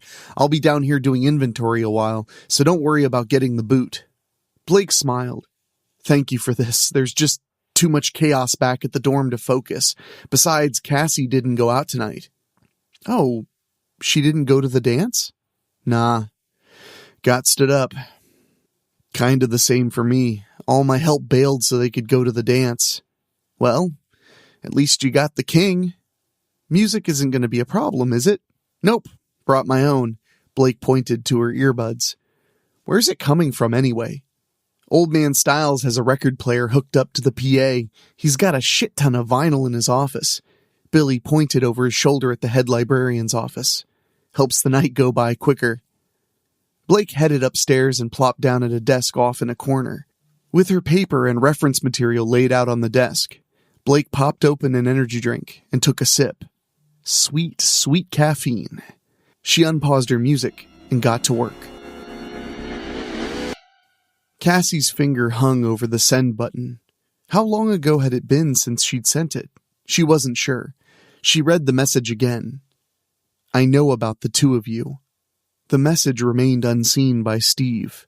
A part of her regretted sending it, the part that still loved him, even though she'd seen them together. Fuck it. Fuck him, the shit. More cheaters coming up after this, the TV promised. Cassie pet the cat lying next to her. "Here I am on Valentine's Day petting my gay roommate's pussy, watching cheaters all alone." Cassie groaned, tapping the back of her head against the wall. "Sorry, kitty, but I gotta bounce." Cassie put on some lipstick, looking at herself in the mirror. "Fuck you, Steve." Putting on her jacket, Cassie looked at the cat curled up on her bed. "I'll leave the TV on for you. Learn from cheaters, pal. Don't fall in love." Snow had begun to fall, whipped along by the wind. Cassie was in the mood to do something bad. She could head to the dance, maybe find some action there. No. All those couples, dancing, kissing, she'd feel more alone than back in the dorm room. Instead, Cassie headed towards the library. She hugged herself as the wind blew across the path, swirling snow in its wake. Cassie approached the sliding glass door and peered inside. She knocked on the glass. "Hello? Anybody around?" She shivered and knocked on the window again. There seemed to be music coming from inside. Someone had to be in there. "Hey, anybody alive in there?" "Keep it down," a voice barked at her from inside. Billy glared at her from over a stack of books. Cassie frowned. "Sorry, geez. Is Blake in there?" "Why? I'm her roommate. I gotta tell her something." Cassie shivered. "Please." Billy shook his head. "Go around back. Thanks." Going around the back of the building, she saw the door open and the young man motioned for her to hurry up. He slammed the door shut behind them as Cassie silently gave thanks for the heat. "When I invited Blake to study here tonight, I didn't think it was an open invitation." "Billy," Cassie asked, "Blake didn't tell me you were such a grump." He laughed. "I just don't want to get my ass in trouble. This job helps pay the bills." Cassie looked him over. "I don't see any trouble with your ass." This visibly threw him off. So Blake is upstairs studying. I can show you the way." "No need to show me. I've been here before. I know her hangout spot." "I've noticed you around." "Really?" A loud knock from the front of the library startled the both of them. "What the fuck?" Billy complained. "Are you expecting somebody?" No. Unless the cat followed me." "Bill Murdoch?" a man hollered from outside. "Shit," Billy said. "Stay here. Stay hidden." Billy left the office. Cassie could hear him talking to the other man, music from the speakers obscuring some of their conversation. Billy assured him everything was okay. The man laughed, then wished Billy a good night. He came back looking harried. "Everything cool?" Cassie asked. "Yeah, just the security guy making his rounds. You better head up before someone else shows up." Stu almost made it back to the security hut, as he called it, when his phone rang. The psycho theme ringtone told him all he needed to know. He didn't want to answer it, but ignoring it would be worse. "Hi, honey," Stu tried to sound happy as he answered. What are you doing? Walking my rounds. How about you, honey? Sitting here alone, what do you think? Shit. Wrong choice of words. I'm sorry, baby. If I could get out of this, I would, but there's nobody else. Tell me the truth. You're not banging one of those young college floozies, are you? No! He tried to reassure her. I never would. I love you. Somebody giggled. Are you laughing at me? He asked. The hell are you talking about? The childlike giggle came again. This time, he was sure it wasn't his wife. Okay, who's out here? Another giggle came from somewhere in the dark, just off the footpath. Stu took out his flashlight and shined it into the darkness. He expected to see a couple of students pranking him, but instead, there was nothing. Stu, what the hell is going on? His wife asked. Sorry, honey, work. Gotta go. He hung up. Stepping off the path, he shined his light over the snow-covered ground. There was nothing out of the ordinary, but a quick flash of movement among the trees caught his eye. More giggling rung out. Look, knock it off, kid. Go back to the dance or the dorm. Unholstering his pistol, Stu approached the trees. If I catch you and you're high on something, your butt will be expelled. His gut instinct was to walk away. Don't give the little punk the satisfaction of playing their game. Sadly, when it came to his job, Stu was a stubborn man, so he went forward. Listen, show yourself. I'll take you in. You can sleep it off on the couch and go in the morning. Sound good? Stu was answered with the sound of glass shattering. Shit. Had to do this the hard way. Ahead, through the trees, Stu could see the side of the visual arts building. The glass of one of the ground floor windows had been broken. Shining the flashlight inside, he could see traces of snow on the dark linoleum floor. So much for a quiet night, he muttered, entering the side door. Rounding the corner, he stopped. Something was laid out on the floor in a straight line leading further down the hallway. Stu bent down, getting a good look at what was sitting on the floor. A little pink candy heart. For the first time he could remember, Stu was scared shitless. As much as he wanted to head back to the hut and forget this crap, he couldn't. He stood gun at the ready and followed the trail of candy. The trail ended in front of a pair of large auditorium doors. Stu nudged the doors open slowly. The large room was completely dark. He advanced slowly down the main aisle, swinging his flashlight side to side. The light danced over the seats, pausing on each one long enough to see nobody. There was only one place left someone could be hiding. The stage. The stage was made up to look like a girl's bedroom. There was a large bed, a desk, and nightstand. As he walked up the wooden steps to the stage, there was an obvious shape under the blankets on the bed. A human shape. All right, Stu said, gun trained on the bed. Game's up. He yanked back the blankets in one swift motion, ready to grab the little shit hiding there. A grinning plastic face stared up at him from the human-sized doll that laid there. Suddenly, pain erupted from his left Achilles tendon. He fell hard, sending his gun and flashlight from his hands and across the stage floor. Stu watched as the figure slid out from under the bed and stood brandishing a bloody knife in their gloved hand. The short figure wore a beat-up old army jacket, with a gray hoodie underneath. The hood was pulled up, hiding their face in shadows. They playfully waved at him. Oh, God, Stu stammered. Turning over, he crawled towards the gun. Leave me alone, he screamed. Those words would be Stu's last as the figure jumped on his back, driving their knees in and knocking the wind out of him. Stu felt the cold steel of the blade against his throat as that childish laugh filled his ears. Cassie found Blake sound asleep at her desk. She didn't have the heart to wake her sleeping friend. Instead, she went downstairs where Billy was still hard at work as Bobby Darin sang about the sea. Don't you ever take a break? Sooner I get this done, sooner I get to go home and sleep, Billy said, scanning a book. Sleep is overrated. Come on, take a break. She walked over to Billy and leaned on one of the bookshelves, trying to look as seductive as possible. "How's Blake doing?" Billy asked, sounding a little uncomfortable with her close proximity. "Unfortunately, she's sleeping. Now, here's my thing. I'm having a bad night. I need something, anything, to take my mind off the shit." She leaned in close to Billy's ear. "So, how about taking a break? You're very attractive. Don't think I haven't noticed, but, I have a lot of work here and shit." She kissed him on the cheek. "I can help. I'm very good with the Dewey Decimal System."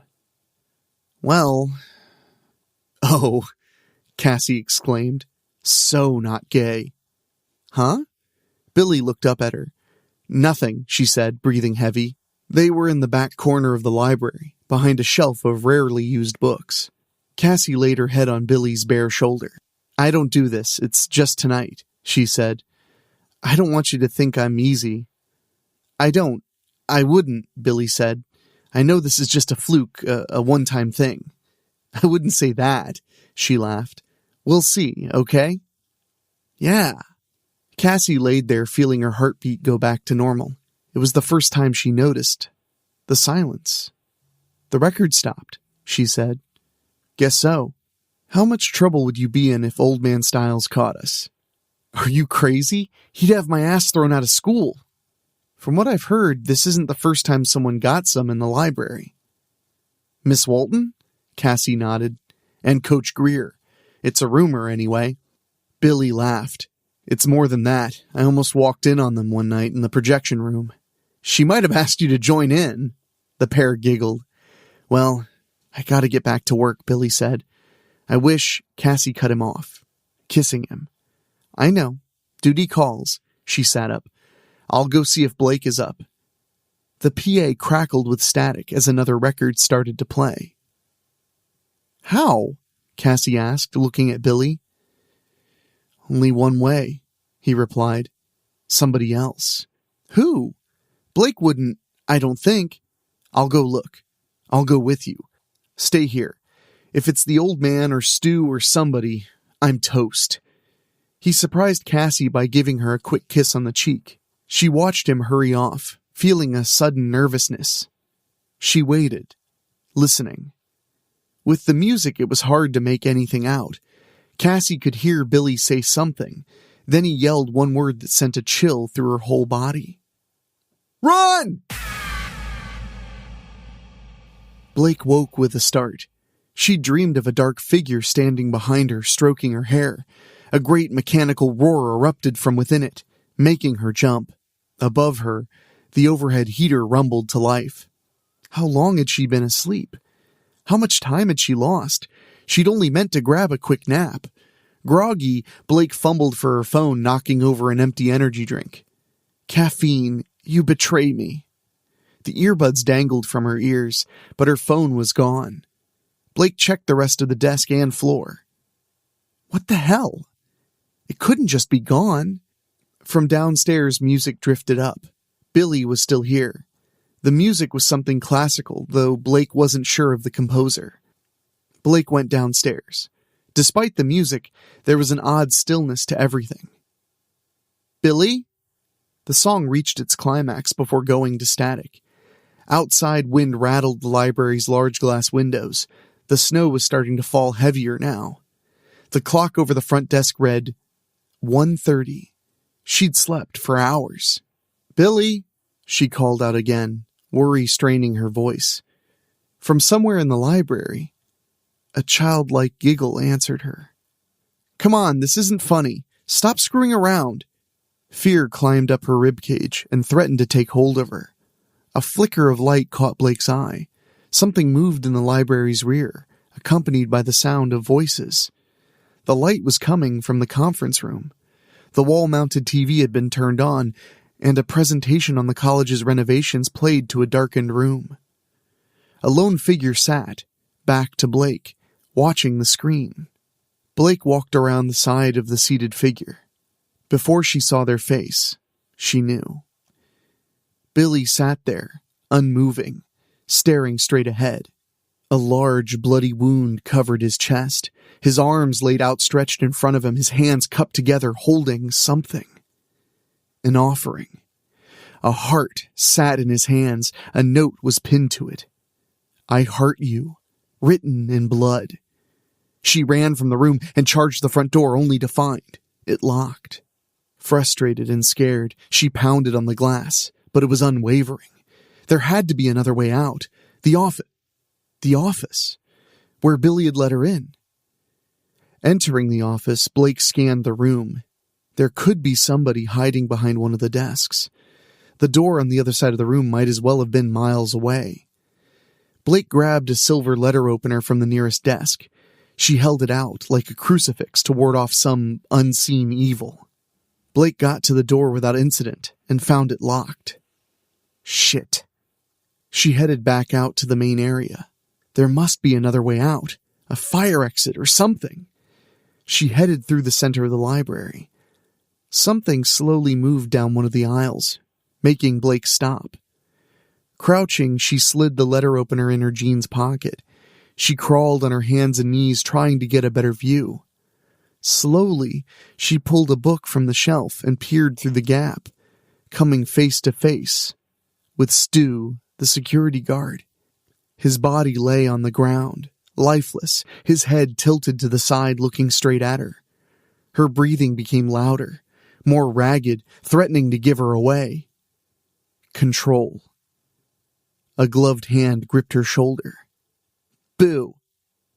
Grabbing a book from the shelf, Blake lashed out, hitting somebody. She didn't stay to see who. She ran, throwing books over her shoulder at an unseen pursuer. Blake ran back to the entrance, pounding on the glass. "Let me out!" she screamed. Enthusiastic clapping made her turn to see a figure sitting at the checkout counter, a hood obscuring their face. Wow, that was great. They pulled the hood down, revealing a young woman with short black hair. "I was surprised," the girl said, holding up a cell phone. "You have an eclectic taste in music." The girl started swiping through the tracks on the phone as Blake stood watching, in shock. "Some of it is good, but there's a lot of crap." She continued going through the songs. "Crap, crap, crap." "Ooh," she laughed. "Barracuda." Tossing the phone over her shoulder. "What the fuck is going on?" Blake asked. "Why didn't you meet me?" The girl sounded hurt. "I sent you chocolates. Would it have been so hard? I thought you were different than those others." Blake had seen this girl somewhere before. In the dorm or a class. Maybe they'd passed in the hallway. The girl looked at her, genuinely hurt. "You don't remember? First day orientation? You sat down next to me and smiled. We talked about how nervous we were. Or that time I tripped? You stopped when nobody else did. Helped me pick up my books. Asked me if I was okay." The girl sighed. "I've loved you since I first saw you. That's why I got transferred to Mr. Sigmund's class, so I could be near you." You killed Billy? Because of me?" Blake felt her head spin. "Like the song says, the problem with me is you." The girl jumped down from the counter. "Billy wasn't the only one. As you saw, I killed that doofus security guard. Can't have him interrupting." She reached into her jacket and pulled out a keychain. "Besides, I needed this." This was madness. Blake needed to get away. Get help. She felt her heartbeat faster. Felt it harder to breathe. "You think I'll just fall in love with you?" "Why not? You're the only one who ever noticed me. No one else has. They ignore me." "Oh God, you insane bitch. I'm in love." Maybe you are," Blake smiled. "You did this all for me?" She walked towards the girl. "I don't even know your name." "Terry. My name is Terry." "That's a nice name." Blake reached her hand out towards the girl. Her hand slid into her pocket, touching the hilt of the letter opener. Terry grabbed Blake's outstretched arm, pulling her along. "Come on, I have one last gift for you." They stopped at the door to Old Man Styles' office. "What's behind door number 1?" Terry asked. "Any guesses?" Blake held the letter opener, now concealed under her shirt sleeve. What could this maniac be planning? No? All right, Terry sighed, a little disappointed. She opened the door to reveal a beaten Cassie lashed to Mr. Styles' chair. Terry wheeled her out of the office. Oh shit, Blake took a step back. What have you done? Nothing. But you're going to. See, she had to come snooping around, screw up everything. She gave Billy a pretty good screw before I killed him. Cassie glared at the girl. A muffled "fuck you" could be heard through her gag. If you really, really love me, then you'll kill her, like I killed for you. Terry pulled Stu's gun from her jacket and pushed the barrel against Cassie's temple. With her other hand, she pulled a large knife out and tossed it onto the floor in front of Blake. Two things can happen, Terry stated. Pick up that knife and kill her, or I kill the both of you. Blake shook her head in disbelief. How would we get away with it? Your fingerprints, my fingerprints, all over everything. Simple. She did it. We'd be each other's alibi. She went nuts, killed Stu, fucked Billy, and then came after us. We killed her in self-defense. And we live happily ever after? More or less. Blake looked down at her best friend, then up at Terry, bending down as she picked up the knife and stood in front of her terrified friend. Terry trained the gun on Blake. Don't try anything. Blake and Cassie locked eyes. Would you just kill the bitch already? Terry ordered. It's been a long night. Blake took a deep breath. Finally in control. She pushed the chair into Terry with all her strength, knocking the girl down. The gun erupted as Terry fired. Blake fell on the girl. They struggled and the gun flew from Terry's hand. The two fought for the knife until finally the knife found its way into Terry. Terry looked into Blake's eyes and smiled, blood staining her lips. She loves me. She loves me not, Terry lamented, touching Blake's face before letting out a groan and going limp. Blake used her last bit of strength to cut her friend free. You okay? She asked Cassie. Not really. Cassie laughed, choking back tears. Fuck, Blake said, looking down at her side. An expanding red stain darkened her shirt. I've been shot. Hang on, I'll get help. Cassie ran into Styles' office. Blake could hear her talking to 911. Blake leaned against a bookshelf, looking at Terry. Happy fucking Valentine's Day.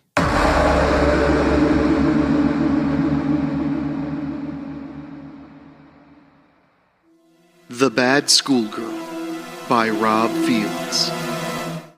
I walk into the main entrance of Strickfield High School with Aileen Donnerly, or just simply Einstein. Einstein was a name her older brother Martin hung on her because of how unbelievably smart she is. How smart exactly is she? Well, over that blizzard weekend, Martin and I had just finished having some hot morning fucking. We stopped for some pillow talk and he told me that Einstein once took his HD TV apart.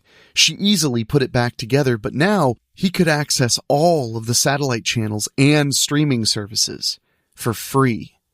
She even doubled the picture quality.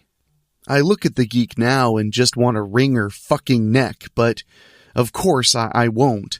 The problem with Einstein is that she's always so fucking direct with me. She never sugarcoats shit. For example, I asked her why I fucking put up with her.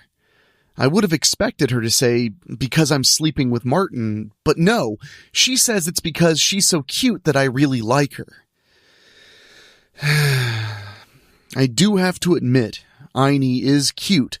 I also have to admit the little shit does grow on you. We're walking the halls of Strickfield High, and I know I'm in hell. Just a few days ago, I had to deal with Jaren Hatley when she was on the ultimate caffeine high and tried to send Principal Matthew Van Diest on a permanent vacation. Speaking of whom, he's standing right outside the door of the main office, and he's eyeing both me and Einie. I'll tell him to fuck off if he says something to me, but he doesn't. He's definitely checking me out, all right. Either he's got an eye for me, or it's the fact that I'm wearing this fucking schoolgirl outfit again. Plaid miniskirt, white blouse with the sleeves torn off and tied up to my tummy, and my 80s Reebok pump basketball shoes. I've been wearing this fucking outfit because if I wear any of Einie's other clothes, I'd feel batshit claustrophobic and shred them, and I don't really want to go shopping for new clothes. Okay, Einie, where are these vampire cheerleaders you want me to check out? I ask. They usually hang out in the North Hall, Einie replies in her mousy voice. This way. I let Einie lead me to said hallway. Sure enough, 6 cheerleaders are huddled together and yakking away. I immediately see the items of old bloodstone they're wearing as jewelry. Old is spelled old, with an E on the end. See, I'm the only vampire who can truly walk freely in the daylight.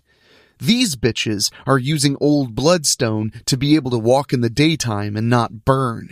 Einie and I just walk right past them. Then I start hearing nearby jocks whooping and hollering. Turns out they're doing it to me. It's the bad schoolgirl. You're such a badass. Will you marry me? How about a date, babe? And that definitely pisses off the cheerleaders. Remember, most cheerleaders love the attention since they are at the top of the food chain in the female circuit of high schools. Now that they've seen me, they're not going to be so happy. In fact, they all turn towards me and advance. The hallway gets quiet in a big fucking hurry. I'm ready to defend Einie if they decide to vamp out. Who said you could walk our hallway, bitch? Alyssa Mirren demands. Her twin sister Allie grins. This is our hallway. You need special permission to walk it. How much money you got? The other 4 just look on in anticipation. I really feel the need to laugh. I'll let you in on a little secret. Being the one unique type of vamp that I am means that I can detect other vamps, whether they're master or not. Now, these bitches are just regular vamps, which means they think I'm completely human. Only other master vamps can detect me. In this case, they don't notice. My eyes are red. I give them the same sexy smile that Martin loves so much. Oh, you two are so cute. I raise my finger. How about this? You two can take turns sucking my dick, and I'll come and go wherever the fuck I like. The twins just look at each other, mouths wide. They're ready to start a full-on fight with me. I quickly raise my arm. Now's not the time. I give them a quick nod to my right. They look to see Principal Van Diest staring attentively down this hallway. The twins each raise a hand, telling the others to back off. We'll let you go this one time, as a courtesy, Allie says. Next time you come down here, you'll be paying, Alyssa adds. I laugh as Einie and I turn and walk away. Einie asks me, You think that was wise, Bells? What, pissing them off? Fuck yeah, they'll be looking for me. Exactly what I want. I lightly slap her shoulder. Don't worry, I've got a plan. And then I smell Principal Van Diest coming our way.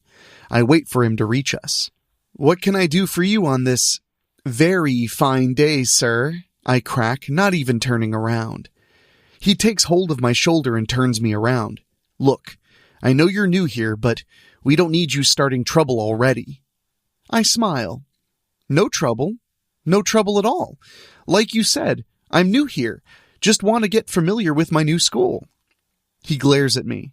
I heard what you said to those girls. Yeah? And? You gonna take me to the office and wash my mouth out with soap? Then I glare back and tell him where only he and Einie can hear me. I would love to see you try. He's irritated with me, but he knows he can't really do anything. Then I show him my schedule. Room 237 is first period. Far as I'm concerned, we're allowed to walk the halls freely to get to our classes. Maybe you should say something to the cheerleaders, unless that is, of course, they're in charge here. When he doesn't answer me, I flash my sexy smile again. Way I see it, The students run this school. You're just here collecting a paycheck. If you really do run things here, then fucking grow a pair. As I turn to leave, he grabs my arm again. Don't you test me. I'm still smiling my sexy smile. That's more like it. I take my arm back. Now fuck off and help make this school a better place. Aini and I turn away from the principal and resume heading to room 237. The cheerleaders just glare at us as we walk right past them. I even make sure to flip the twin bees off.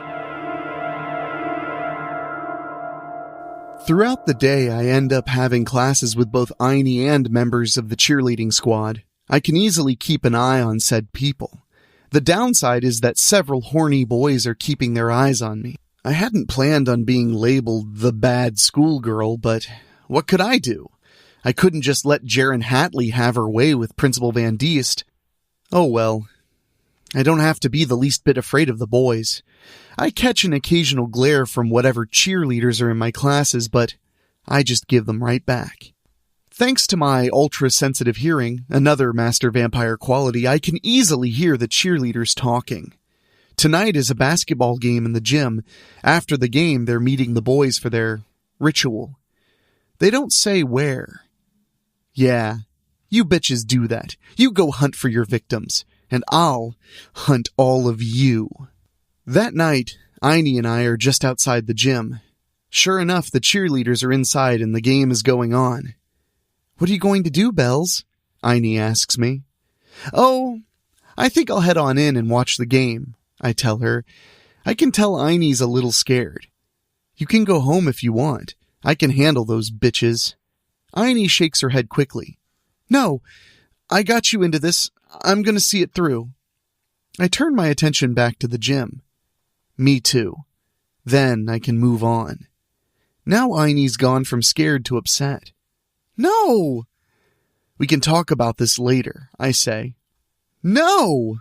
Aini grabs my wrist and pulls me into the empty library. Then she points right at me. You are not going to just up and leave Martin like that. I fold my arms in front of me. I asked you this before. I'll ask you again. Am I just supposed to wear Martin's college ring? Look, I only stayed because you told me there were vampires on the cheerleading squad. Okay, I confirmed they're vampires, and I'll deal with them. Once I do, then that's it. I'll give your uniforms back and get my shit and finally leave Strickfield. Einstein's really pissed now. She shakes her head. I said no. You are not walking out on Martin like that. He's really into you. She points right at me. And not just because you're fucking him. I narrow my eyes on her. What are you saying? That Martin's in love with me? I don't buy that. We've only known each other for about a week. We're just sleeping together, Aini. That's it. And you... What are we supposed to be, besties? Hang out at the mall together and do each other's nails? I'm over 100 fucking years old. I hunt supernatural vermin. I'm a fucking Tabon. I'm a master vampire. A normal life will never be in my future. Why can't you understand that? Stop acting all high and mighty, Bells, Aini snaps, and stop running away all the time. Who the fuck is running away? I demand. I don't have any family left to run away from. I'm the last in my family tree. I'm alone in this world, and that's the way it has to be. I unfold my arms and raise my finger. Has it ever occurred to you that my being in your house is potentially putting you and Martin in terrible danger? All an enemy would have to do is know that I'm staying with you both, and they'll come at me through the two of you. I point to the gym. Case in point, those bitches know you're with me.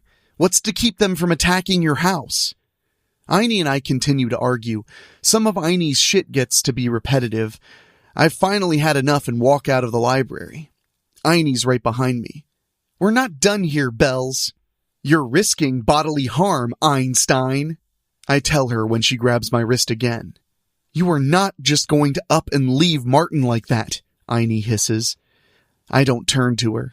I really don't have time for this shit right now. We'll talk about it when we're done with what I'm here for. I look inside the gym. Fuck! The game's over. The cheerleaders are gone. I turned to Aini. I could have been keeping an eye on those bitches, but no, you had to get all fucking emotional on me. I turned to her. Why don't you just go home? I'm gonna have to track them down now before they hurt innocents. You're just slowing me down here. I march right into the gym to start tracking the vampire bitches. Unfortunately, I can hear Aini crying behind me. I can't worry about that right now. But then I suddenly stop, dead in my tracks. God damn it! Thornton Gillian never had any fucking feelings when he was a master vampire. You'd think that when his blood mixed with mine, I'd have no feelings either. True, I'm a master vampire, but I'm my own breed. I still have my humanity, which means I still have feelings, and now I feel like a complete piece of shit for hurting Aini's feelings. I turn around and walk back to her. Okay, come on. She doesn't move. I have to make this right. Okay, I admit it, I'm a fucking hardcore cunt. You should know by now that I don't have a filter. I say what I feel. I'm just telling you the honest truth here. This is the hardest thing for me to say. I'm sorry, okay? I know I was harsh, but I just wanted you to understand. I can't be with anybody on a full-time basis. I just can't. Aini gets her shit together. Martin's been taking care of me ever since our parents died. He's been working at Mirren Automotive during the week and Friday nights and weekends at Denoyer's Grill just to keep a roof over our heads and the bills paid. All while taking classes at Strickfield U. He's all I have. I just want the best for him. I know he's really into you. My brother's been with other girls, but he's never looked at them the way he looks at you, Bells. I'm begging you, please don't hurt him. I put a hand on Aini's shoulder. Martin and I will talk about things and go from there, but I make no promises. She nods. Okay. Now come on, let's go find those cheerleaders. We turn and head to the girls' locker room. As I suspected, they're not in the showers. I've been around them long enough to get their sense. When we go outside, I see their footprints in the snow. Until they stop dead. They flew away, Aini. I tell her. They turned into bats and flew off. I can't go after them since I can't change form. You're a vampire. You can't change form? Aini shrieks. If I can, I've never figured out how to do it. I'll have to leap in order to go after them. If you're coming, then you're going to have to hang on tight. I grab Aini and leap high into the night sky. I still have their scents in the air. I manage to go a full 3 miles before I have to land and take another leap. Glad Aini remembered to wear her jacket. The scent is getting stronger as I land near a forest. Then I look and see some cars. I recognize a few of them and know they belong to some of the jocks. Stupid boys. They probably met up with the cheerleaders thinking they're gonna get laid. Yeah, they'll fucking get laid all right. It's gonna get dangerous inside these woods, Aini, I whisper. You need to stick close to me. When I tell you, you run and hide. Got it, Bells, she whispers back. I take Aini's hand and lead her into the woods. The bitches aren't that far away now. Their scent is very strong. Thanks to my vampire vision, I can easily see in the dark as if it's still the light of day. We walk a little bit until we move behind a big redwood. There are 4 guys there with the cheerleaders. They're all around a campfire. It looks as if 2 of them are flat on their backs while the other 2 are in a trance. I know I could have saved them if I'd acted sooner, but I have feelings. I guess it's no wonder why other vampires I've taken down tell me that having feelings is my biggest weakness. Fuck them! I lean over to Aini and whisper in her ear. Stay here! I see her nod before I let go of her hand. I take off my shoes and hand them to her. Then I move and leap over to the other side of the fire. Everybody hears me land. When I reveal myself, everybody that can look does. The twin Mirren bees point right at me. You shouldn't have come here, Allie hisses. 6 of us to 1 of you, Alyssa notes. You really came out here alone?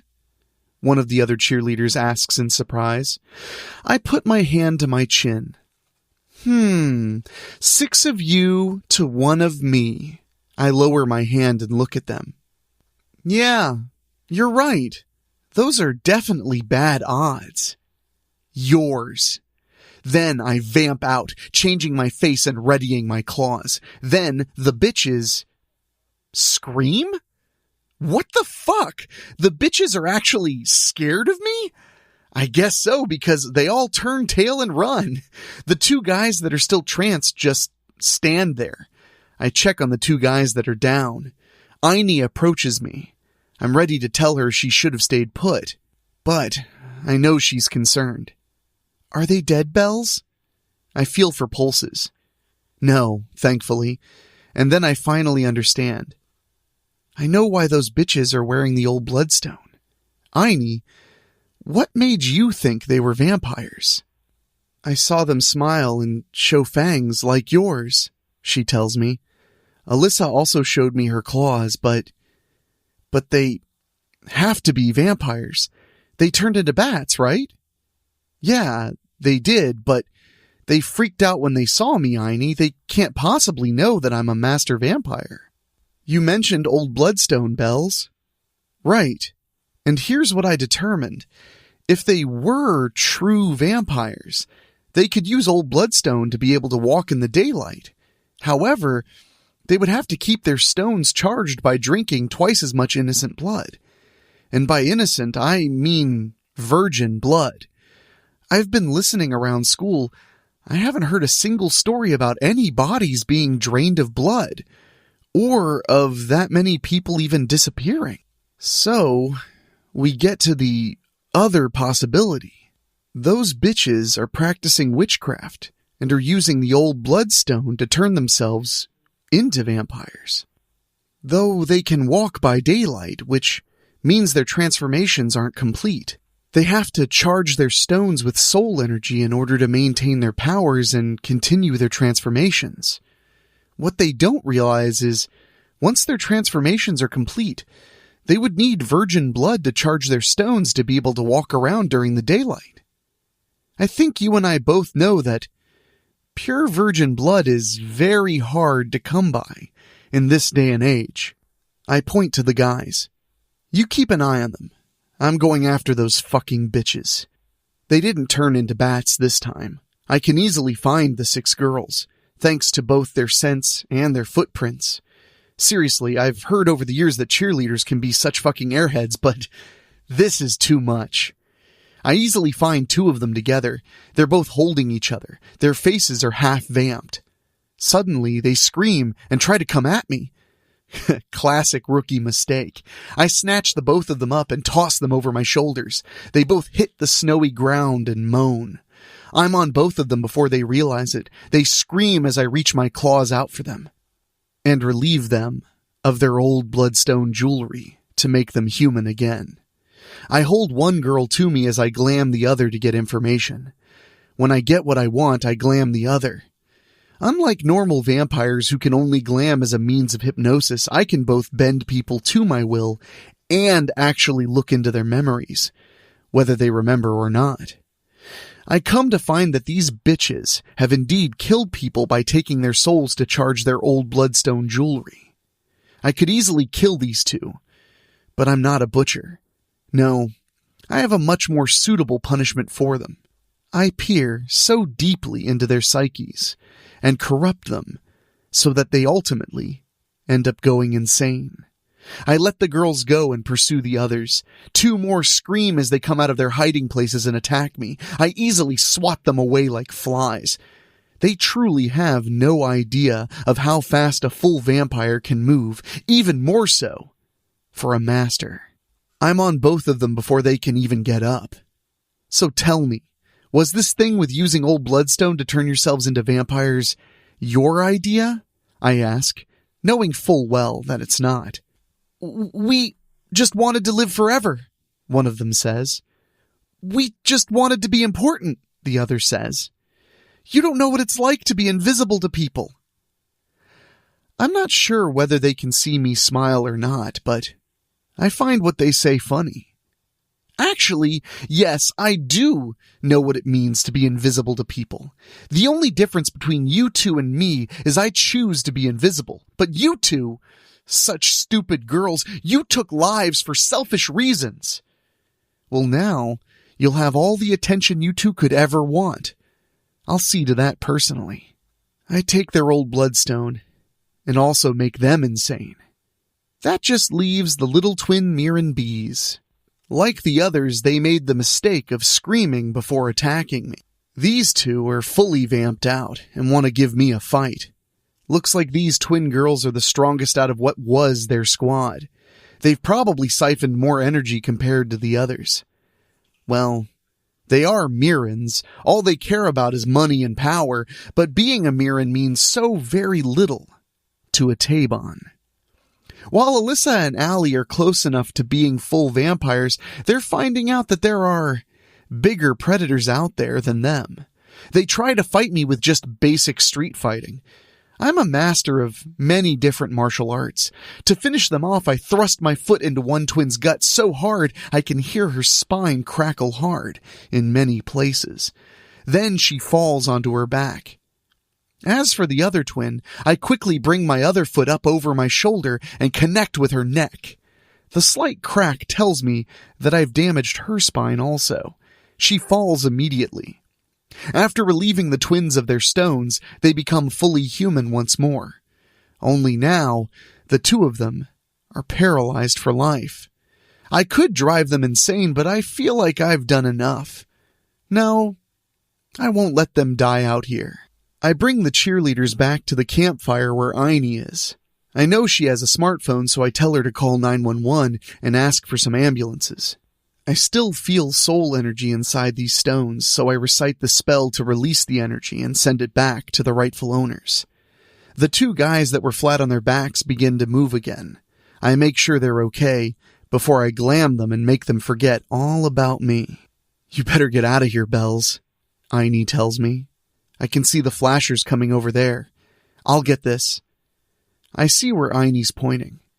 Good idea. You gonna be okay if I leave you here? Aini grabs my wrist one more time. Please don't leave Strickfield. Don't leave Martin. I'll be at the house when you get home, Aini. I promise. Also, I promised you that I'd talk to Martin. I'll be waiting for you. When Aini lets go, I leap into the air and am long gone before the police and ambulances get there. I have no doubt that Einstein will take care of everything. Well, I won't go into every detail about all the sappy shit. It's 2 weeks later and it's Friday at Strickfield High School. I look at my nails that Aini polished for me. God damn you, Aini. As you can tell, I did keep my word to Aini and remained at the house. Martin was already home when I got there. He looked tired from his classes. Still, he had enough energy to come and take me in his arms. As much as I wanted to tell Martin that we were done, and that I wanted to leave Strickfield, I realized I just couldn't do that to him. Not like that. Again, part of me wished that I'd lost my emotions when I became a master vampire. But I love and need to feel, which is something very few vamps can do. Martin and I made love for the first time that night. Normally, we just fuck. As for Aini, I think she pretty much knew that I was sticking around. The next morning, still 2 weeks ago, Martin had to go to work and then classes. He would be gone all day. It was just Aini and me, and we went to school. Wouldn't you know it, both of us were called into the principal's office. Turned out that the talk of the school was that the cheerleading squad was permanently gone. It was in the Strickfield newspaper that something had happened to them in the woods near the south end of the village limits. 4 of them were committed to a facility called Glenview, which was near North Ridgeway. As for the twins, they ended up in a special hospital over in Shore City where they would be cared for the rest of their lives. It didn't surprise me that their parents didn't want to care for them themselves. Fucking rich misers. Anyway, getting back to Principal Van Diest, he had both Aini and me in front of him. He pointed right at us. I don't know what happened with the cheerleaders, but I know I know that you two had something to do with it. I roll my eyes. Can you even prove any of this shit? If not, go fuck yourself and let us go back to class. Oh, you're going back to class all right. He stood up and put his palms on the desk. He had this weird smirk on his face. I want you two to go see Miss Temple in her office. Now. I believe you know the way, Aileen. You can take our new student to meet her. When Aileen got up, I was a bit reluctant. I wanted to see what else this shitheel had to say. When he told me to get going, I got up. Before we left, I made sure he saw me give him the finger and flick my tongue. Aini took us to the gym and to Miss Temple's office there. Turned out she taught a few of the gym classes, a few of the English classes, and was also the cheerleading coach. She looked really fucking happy to see us. There were 4 other girls there too. I won't go into details on them, but just seeing the 6 of us, we had the strangest mix there. Miss Temple couldn't wait to tell the 6 of us that we were all the new fucking cheerleader squad. Bullshit, I quickly told her and stepped back. You can fucking kiss my ass. Believe it or not, Miss Temple wasn't even upset with me. She just simply said, language. Then she explained that Principal Van Diest had personally handpicked the 6 of us to be the new cheerleaders of Strickfield High. I still told Miss Temple to go fuck herself. Then I about lost my fucking shit when I saw that Aini and the others gladly accepted their uniform and shoes. As much as I protested, Aini looked so happy to have been given such an opportunity. I would have also told Aini to go get fucked, but we've had time to bond over the last several days. So, not only am I possibly developing feelings for Martin, I've gotten used to having Aini around. I think I've said this before, but she fucking grows on you. As soon as we were back out in the hallway, I grabbed Aini's shoulders. I am so gonna fucking kill you. No, you won't, she said quickly. I'm your best friend. Again, always so fucking direct. Getting back to now, I'm wearing a fucking cheerleader uniform. It'll be another game night as a full-fledged cheerleader. Oh, and now I'm known as both the bad schoolgirl and the bad cheerleader. Aini told me she had a reason for the 2 of us joining the squad, and it wasn't for us to show off our tits and asses in front of the crowds at the basketball games. Aini explained that a lot of shit goes on here in Strickfield. She promised me there would be more than enough work to keep me here for a very long time. In other words, we'd be keeping our eyes and ears open for shit to investigate. Over time, I would learn other interesting things about the other 4 cheerleaders. So, I sigh to myself and realize I've gotten too close to the Donnerleys and the great food at Denoyer's Grill. Looks like I'm stuck in this fucking village indefinitely. Seriously, why couldn't I have lost my feelings when Thornton Gillian's blood mixed with mine over 100 years ago?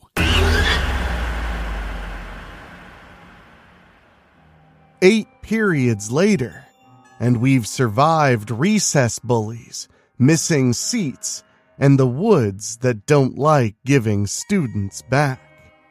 We heard a red ink note from the Angel of Death echo down an empty hall. Be glad you didn't turn on the light, indeed. We tiptoed past a campus Valentine, library lights humming, security guards stew watching, where love letters come with a knife's edge. In bio, clamshell chocolates cracked open something from the bay that, well, we can't put back. A bully's eyes burned like lava under Mr. Piney's branches. The bad schoolgirl stalked a succubus through Strickfield's halls, while vampire cheerleaders flashed their bloodstone bling. And at the U, a film society unlocked an old performance hall and rolled camera on murder. So with all that being said, make sure you're subscribed because there are many more terrifying tales where that came from here at Weekly Spooky. All right, my spookies, Class dismissed.